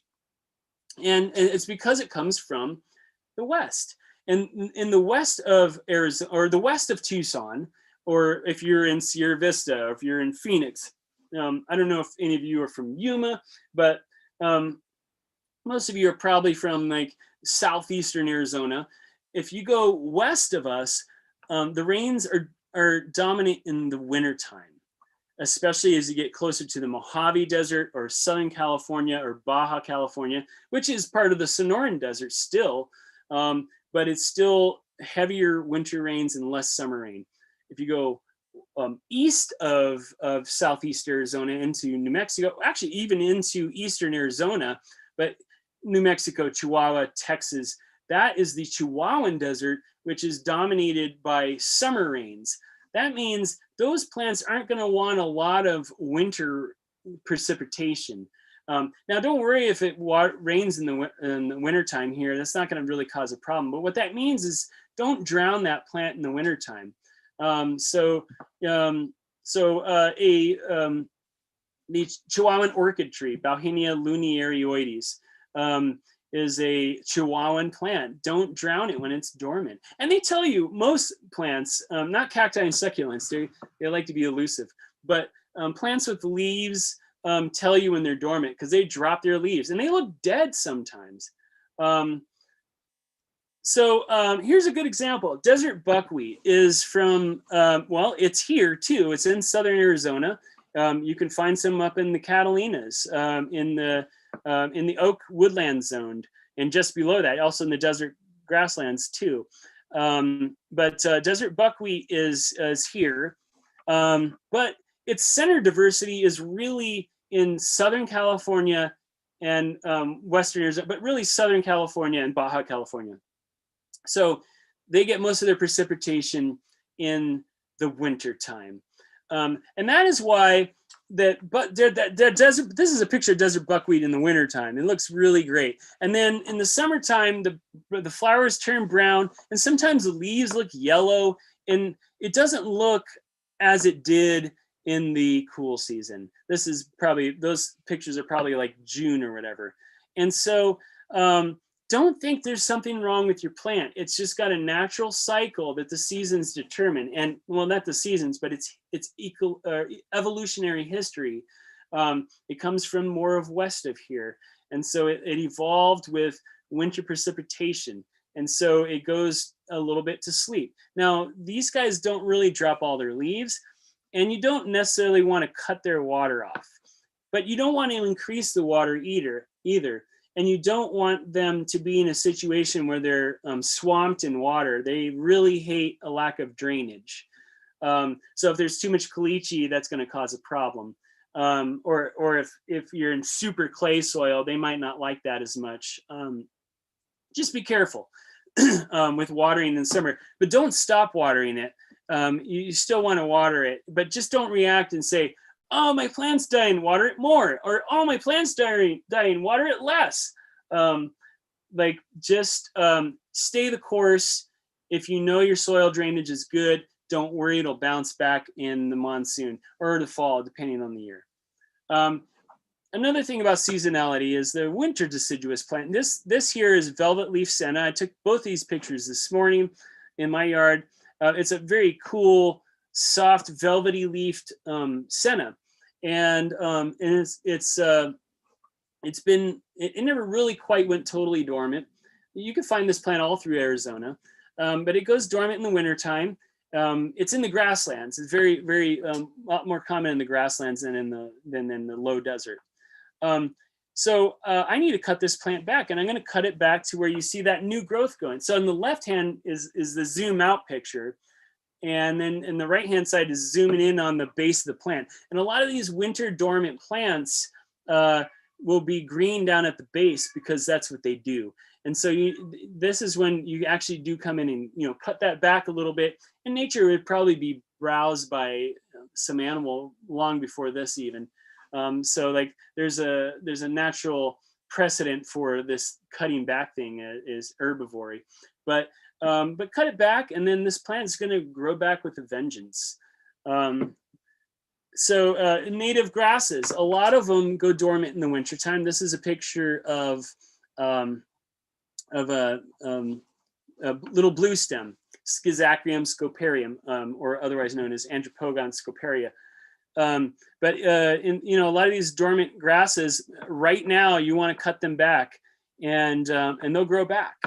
And now the evergreen grasses, you're not going to need to do this with, but with these guys, you're going to want to do that. And here's a salvia. This is Salvia amissa. It's a cool salvia from it's blue flowers. It's from mountain areas. But look at this plant. The upper leaves are kind of yellow and tired looking. And what's happening down below? And this is true about a lot of salvia, by the way. Salvia get kind of tired as they've been blooming, and then they've gone through winter. And if they haven't been frozen back, or if they haven't gone totally dormant, they'll just kind of look yellow. And then down below, you see all this new green growth. So you're going to want to whack this back and encourage that new growth. And this is, by the way, also a good time to feed. When a plant is sending out new growth and it's waking up from dormancy, good time to feed. Although if you're feeding organic, most of the time you don't have to worry about feeding at the wrong time of year, because organic material lasts in soil a long time and it doesn't necessarily stimulate immediate new growth. So that whole thing about don't feed a plant the wrong time of year is more related to synthetic fertilizers, because synthetic fertilizers can stimulate new growth at the wrong time of year. Organic fertilizers are not as guilty of that. But anyway, the point is like a really good time to feed is in late winter. when things are going to be waking up soon. Somebody asked, what about globe mallow? Do you ever prune that back? Yes. Globe mallow is one of those plants that if it's looking tired, whack it back, it'll come back.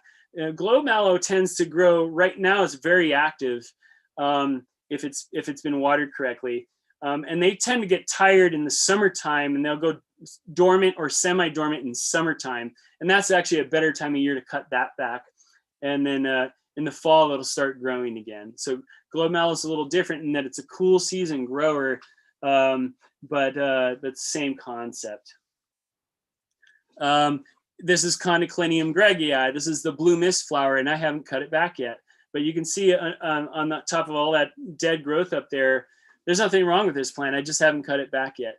All the new growth is starting to come back up again. It's like almost like a mint, you know. So just remember to cut your perennials back. And again, in nature, the precedence for this is herbivory. Like herbivores come in and eat this stuff. But even if it doesn't, like, you know, plants aren't here to make us happy all the time. Sometimes they don't care that they have some brown growth on them. You know what I mean?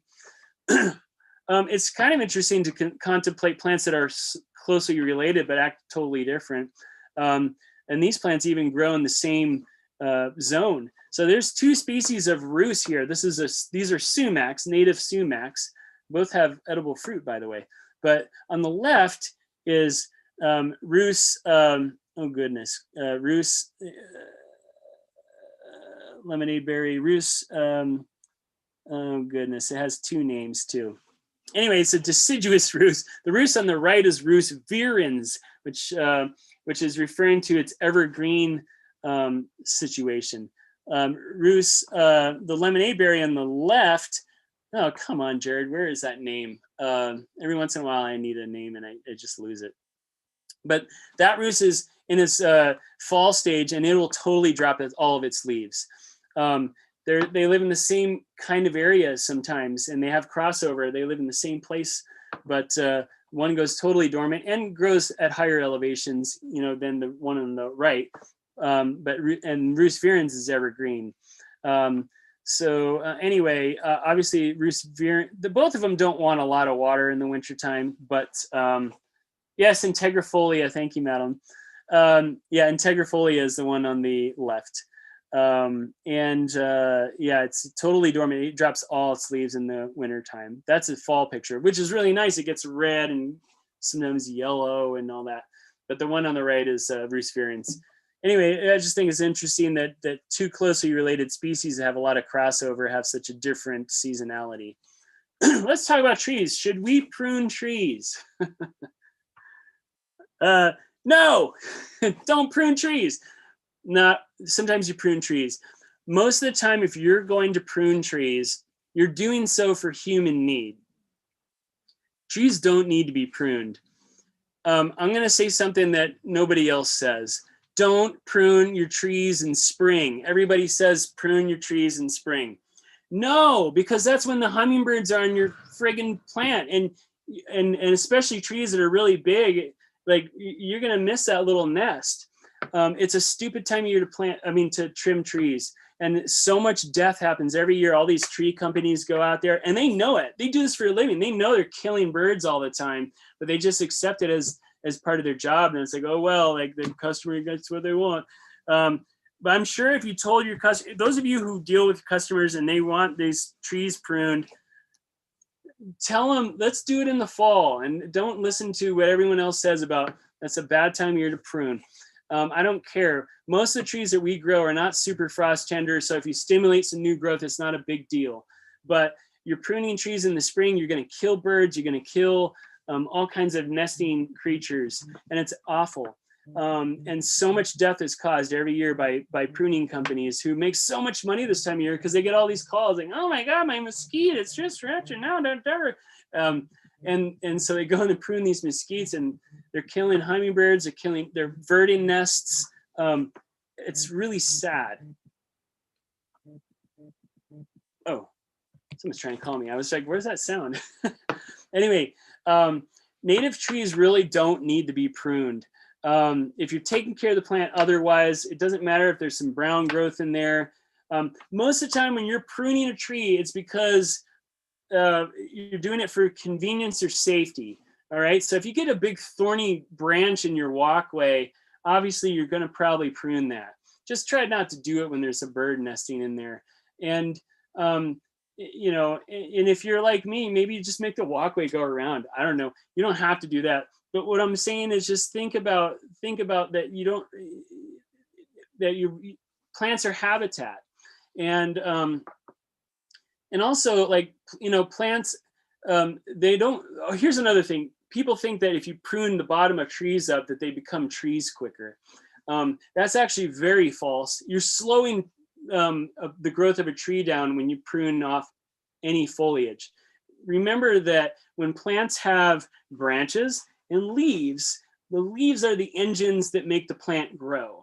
And if you remove those leaves, the more leaves that you remove, the more you're taking away energy from that plant. So you're actually slowing the growth of that tree down. It looks like a tree sooner when you prune it up, but it's all skinny and then it's got this canopy and it looks stupid. So, you know, it makes some people feel better and that they make their trees look like trees sooner and they can walk under them and stuff. Like, as much as you can, this all goes back to planning. You know, if you got a mesquite tree, remember that they grow really wide first and then they shoot up. But they're going to grow really wide first. And so if you plant a mesquite tree, don't put it somewhere that's going to be in the way, where that canopy is going to be in the way of your walkway or your patio or something where it's going to be a real problem. Leave it alone as much as you can. So anyway, that's I'll jump off my soapbox around that. Madeline asks thoughts on crossing branches into one another. All I gotta say is that in nature, no one's out there trimming trees. You know, crossing branches will cause things like callousing, and when where they rub together, there'll be some scarring and stuff like that. But it's still something that humans do because they think that the plant needs it. It really doesn't. And you know, that little bit of scarring that's going to occur from the rubbing is going to be fine. You know, most of the time it's, I mean, trees are not meant to be perfect and nature's not meant to be perfect.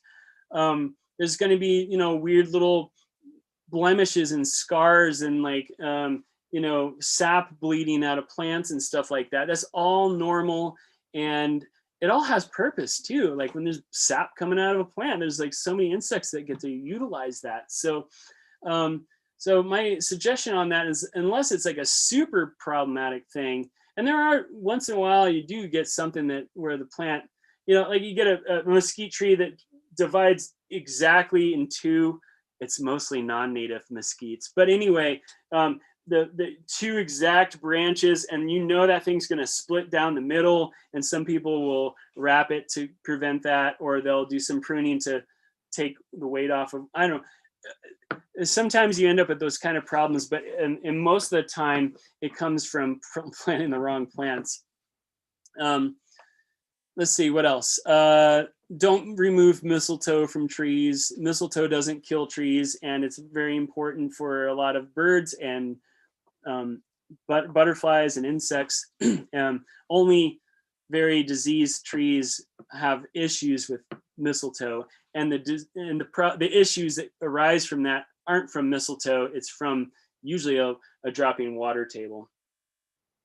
And so let's see what else. You can remove some dead wood. You don't necessarily have to do that, but you could do that. And removing frost tender, I mean, you know, some frost tender trees get bitten back, and so there's this like dead stuff on the outside. You can remove that.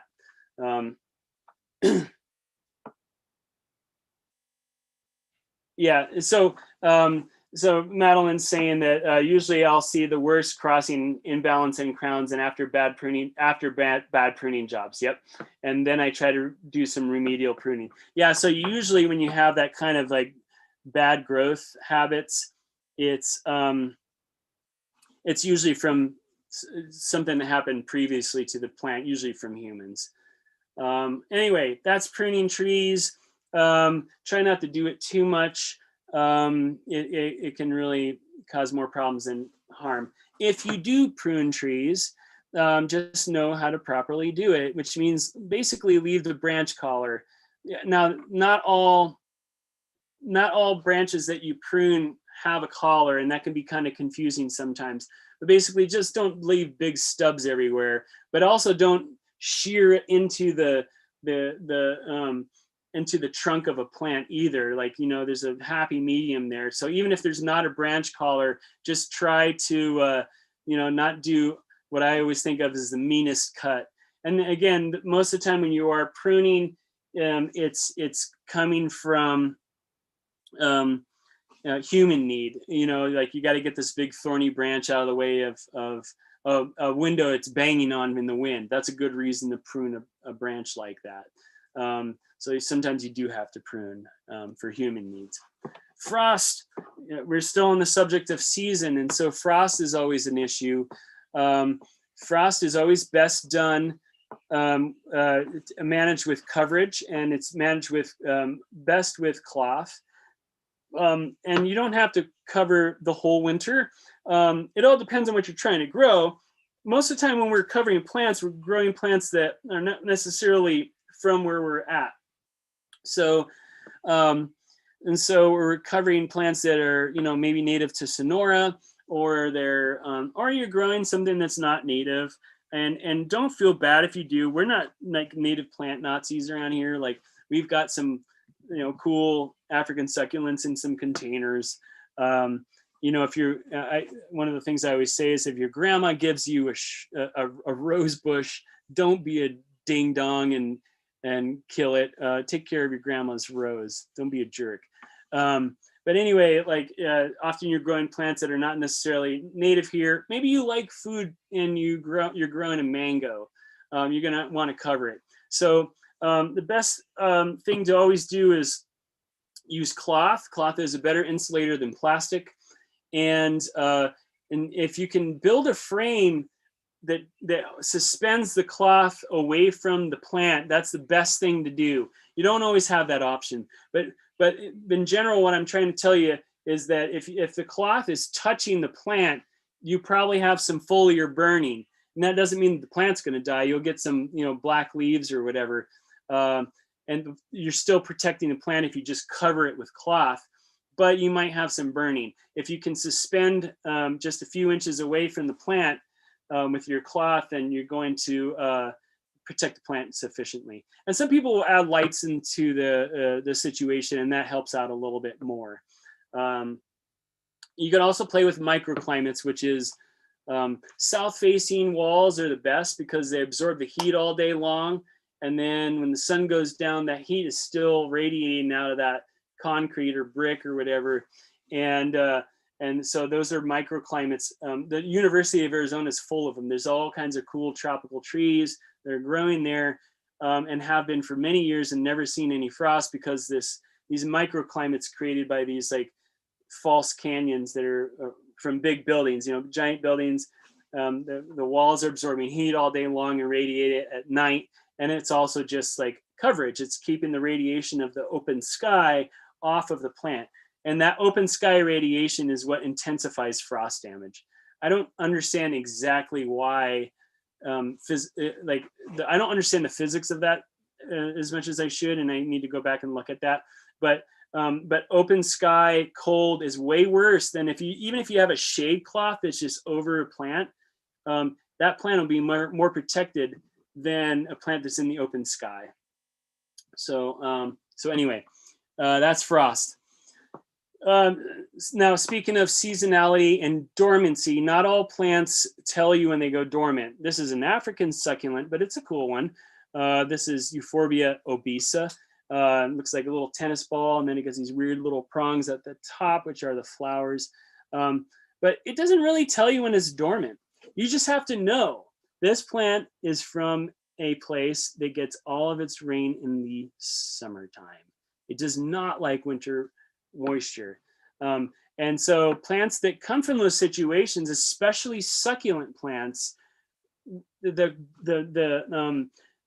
worst combination is dormancy plus wet, and plus cold. those three things together will rot this plant.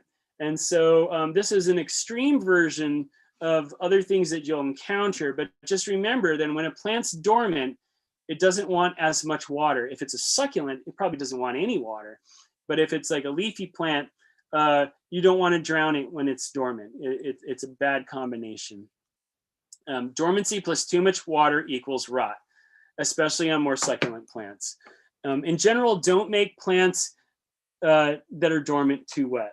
I'm just going over the key things I want you to remember about this. Don't let non-succulent plants go too dry if they're dormant. That can also lead to rot too. So especially if this winter where we haven't had very much rain at all, and you have some plants that have been dormant, don't not water them at all. Just don't drown them. So just go out there and water every once in a while. In general, and this is something I've already kind of gone over, but I just want you to drive. I'm going to drive this home. Where the plant is native, specifically, is what's going to drive its needs, and it's going to tell you a lot more about what it needs. So if you know this plant's from Baja California, it's probably going to not mind some winter precipitation. It's probably going to not want to be too wet in the summertime. If it's from the Chihuahuan Desert, it's going to be a very fast grower in the summertime, and it's going to love heat and water at the same time. In the wintertime, it's not going to want water. So just remember that. And then just remember, in the rest of the world, there's still things going on like that. Like, in parts of Africa where they get all their Africa has very monsoony. It's just like here, there's like some places that get all their rain in the summertime. There's some places that only get their rain in the wintertime. Just know what that plant has evolved with. Some guidelines on feeding plants. Always organic. We always say this because we want to feed the soil, not just the plant. It's usually best when the plant's coming out of dormancy. Now, there are exceptions to this rule, especially when you get into like domestic edible crops that we're doing weird things to make them do unnatural things, because we're making them fruit more than they would in nature. But we're mostly talking about native landscape plants. So just remember that when they're coming out of dormancy, that's a good time to get some organic food in the ground. And again, because it's organic food, you can kind of feed any time of year. But it's best to do it it's during its growing season. Most native plants only need fertilizer once or twice a year, but it depends on your soil. If you got super clay soil that locks things down, or super sandy soil that loses nutrients, you might need to feed a little bit more often if you want to make your plants like the green thumb people. Those people that everyone thinks, oh, they got a green thumb. No, they feed. That's probably one of the only differences between people who are really good at plants and people who aren't, is that the people who are really good at plants feed. Let's see. Most of the time you only really need a general purpose fertilizer. And if it's got some micronutrients, that's really good. Some plants need a little more iron or magnesium.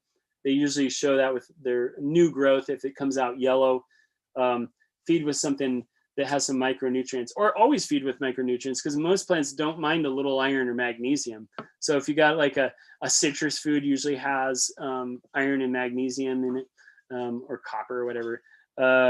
Those foods that are meant for plants that like micronutrients, feed with those. Or Epsom salt's really good. That's magnesium. It's actually kind of a magic ingredient for a lot of plants. But in general, like these gimmicks with, this is my azalea food, and this is my palm food, and this is my citrus food.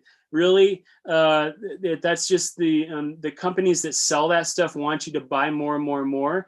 And so they make these new products to make you buy more of what they're selling.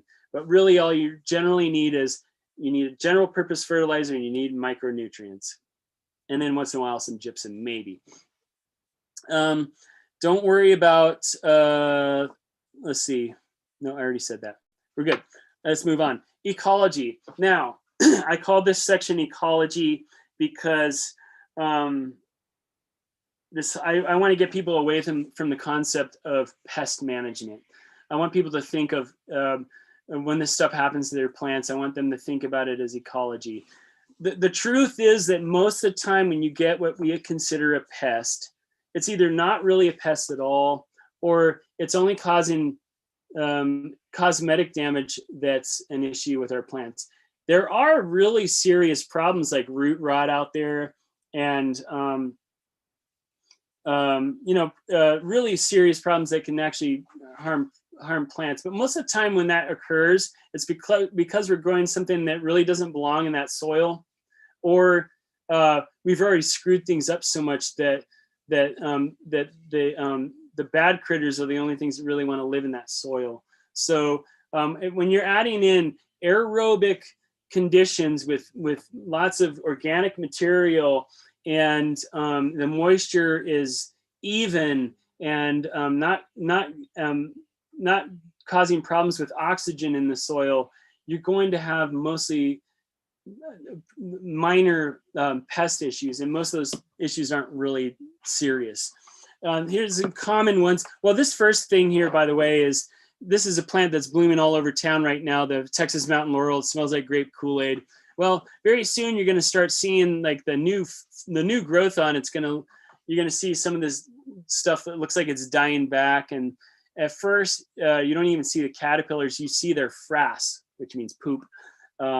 And people think it's mites because they see little dark spots and they see webs. They say, oh, it's got spider mites, but it's actually a caterpillar, and that caterpillar is using that plant as a larval food plant, and it's a I think is it the Genista moth, and it's a cute little moth, but it belongs here. And the plants, it's only cosmetic damage that's happening to the plants. It's not killing the plant.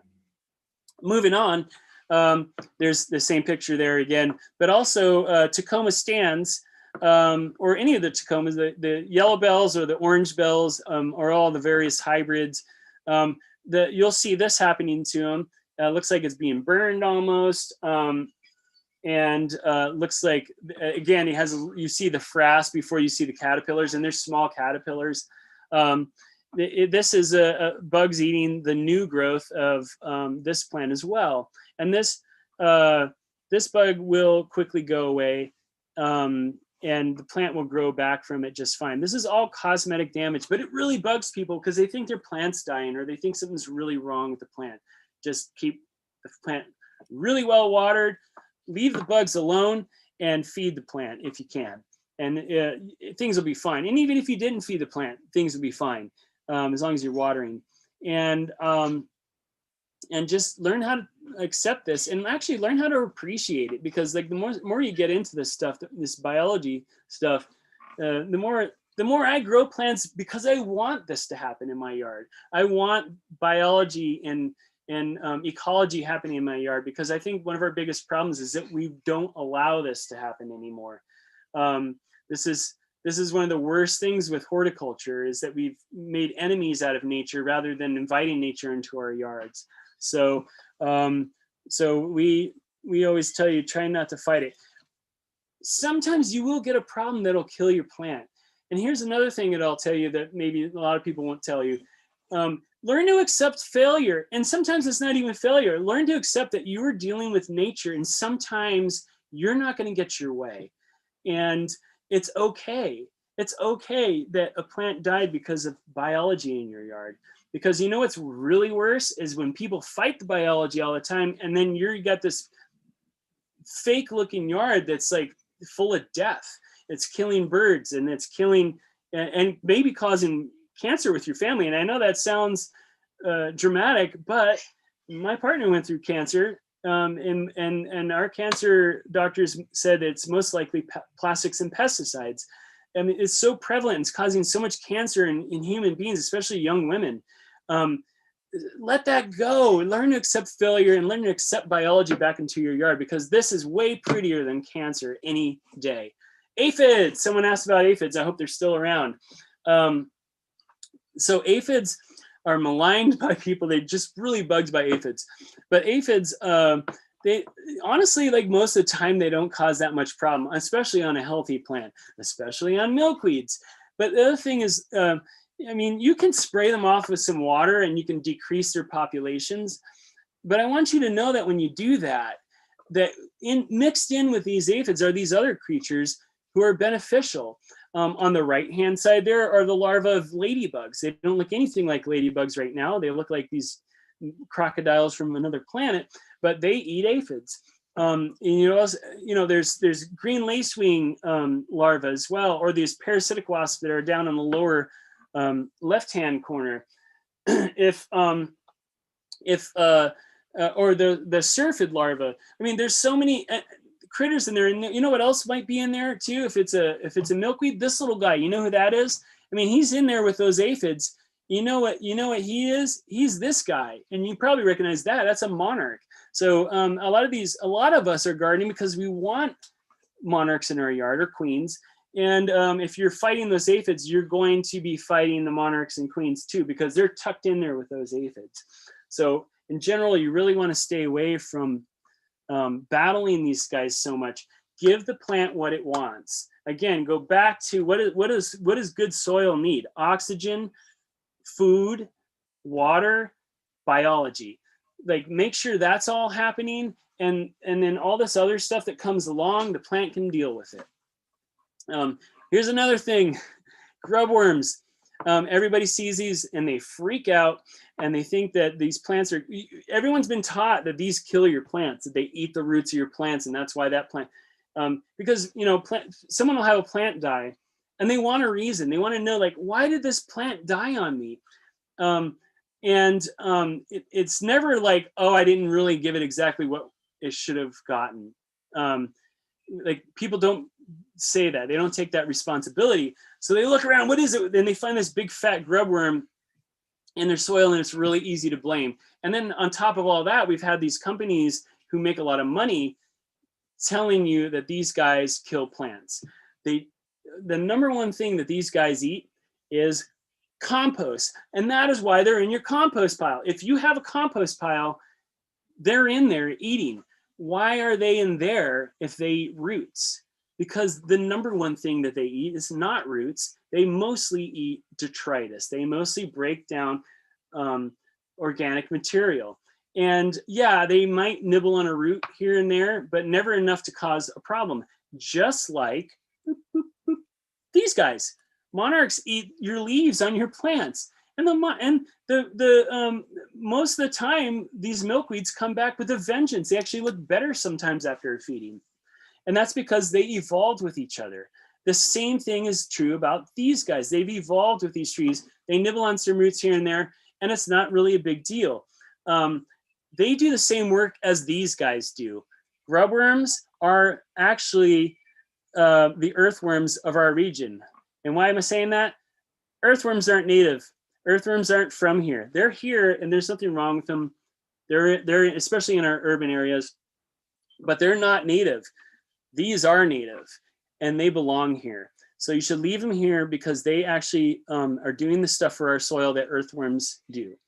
And they turn into these cool guys. Like most of these grubworms that we find turn into beautiful scarab beetles, and that's cool. You should want this in your yard. In general, I just want people to take a chill pill. That's my general message to everybody is. And I'm not trying to be mean, but I just want people to realize that, that when they see something going on with their plant, don't respond with panic. Respond with curiosity, and try to use your skills of observation to see what's happening. Take some really good pictures and send them to us. We'll tell you what's happening. Most of the time, it's not anything bad. Most of the time, it's just nature. And if you're trying to do all the right things, and you're providing oxygen and the right sun and nutrition in the soil, and you're being nice to your organisms in the soil, you will have healthy plants, and they will be able to deal with these feedings. So I think that was my last slide. And so I'm going to open it up to questions. It always takes a moment for the questions to appear because there's a delay. Some quick books, by the way. There really isn't a lot of books on this subject. Especially from this perspective, But this one's probably the best. And it's not a local book, so it's not going to be the greatest for our region, but it does give you some perspective on treating your yard like it's not yours, because it's not. Your yard doesn't belong to you. Sorry, libertarians, I know you're going to hate that because it's my land, but it's not. It belongs to the world, and there's a lot of things moving through your yard. Sorry, anti-border people, but you know, the world is created on migration, and a lot of things move through our yard. And so if you're a kind person, you want to take care of those things moving through your yard, the birds, the insects, these migrating animals. And it's not just migrating animals, it's the native ones too. They're always there, like little verdins that are hanging out, or the Anna's hummingbirds. They don't really go anywhere. But you know, but these the broadbill hummingbirds and the Lucy's warbler, the guys have been coming here and back and forth between here and Mexico or whatever forever. We want to take good care of them. And so that's the perspective that I like to share with when it comes to taking care of plants. Learn to accept failure, learn to react to things with curiosity rather than panic.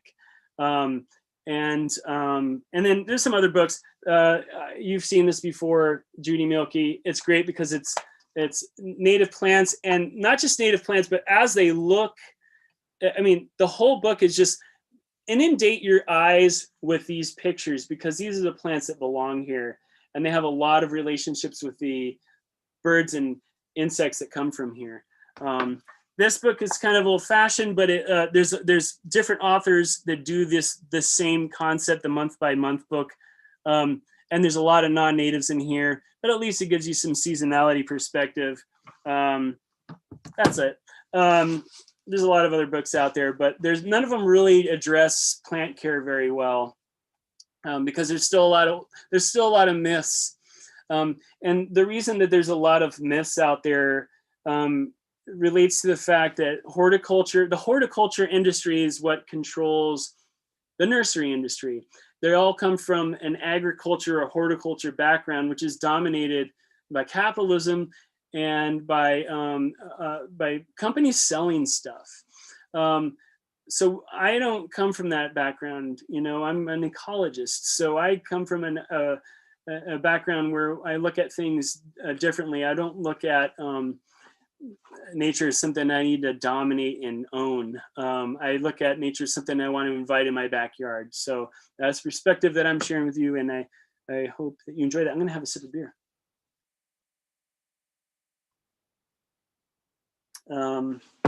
Yeah, so I'm trying to think of I don't see any questions that I missed. I hope.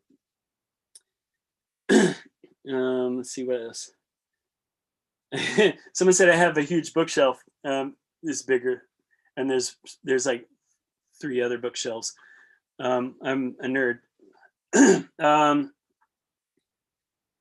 Native plants for someone asked the name of this book, Native Plants for Southwestern Landscapes by Judy Milky.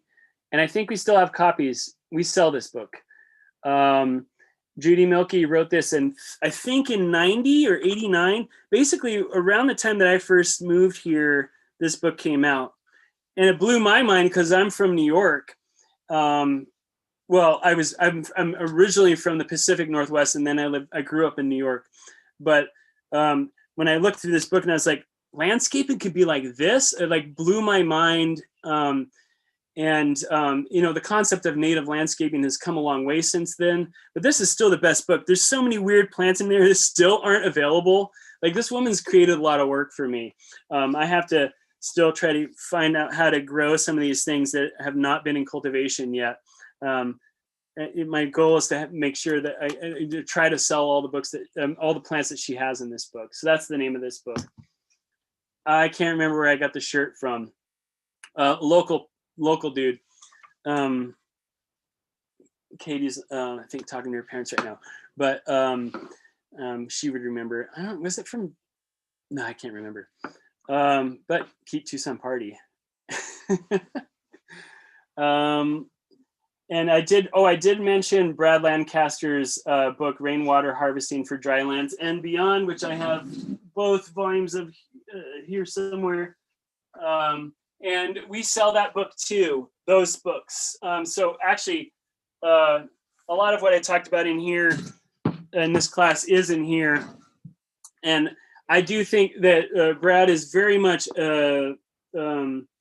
tackled the subject of rainwater, especially, and also sun, dealing with sun. And now, where he and I differ is that he's really into edible plants and the whole permaculture thing. I'm much more of a I don't care about humans as much. And I'm very much into the biology of things too, and not so much for human use. So that's how we differ a little bit. But these are really good books, and they're really important because rainwater is always 10 times better than our crappy CAP water. So definitely get these. You know, the blue one first, and then the green one. There's 2 volumes. Yeah, I should have pulled those out earlier. I almost forgot. Thank you for reminding me, Madeline. And Marco, yes, we carry these books, and we carry this book. We don't carry this book mainly because it's not really local, but it's good. It's interesting. There's someone asked, I can't find the subject. I can't find the books on your website. There's a books category. So if you can find, I don't know if you're looking on your phone or your website or on your computer, but if you click the books section, then you'll find it. And it could be that we're out. I can't remember, to be honest, but I think we have. I know we have Brad's books. There is a small possibility that we're out of these, and if we are, then I need to go get some more.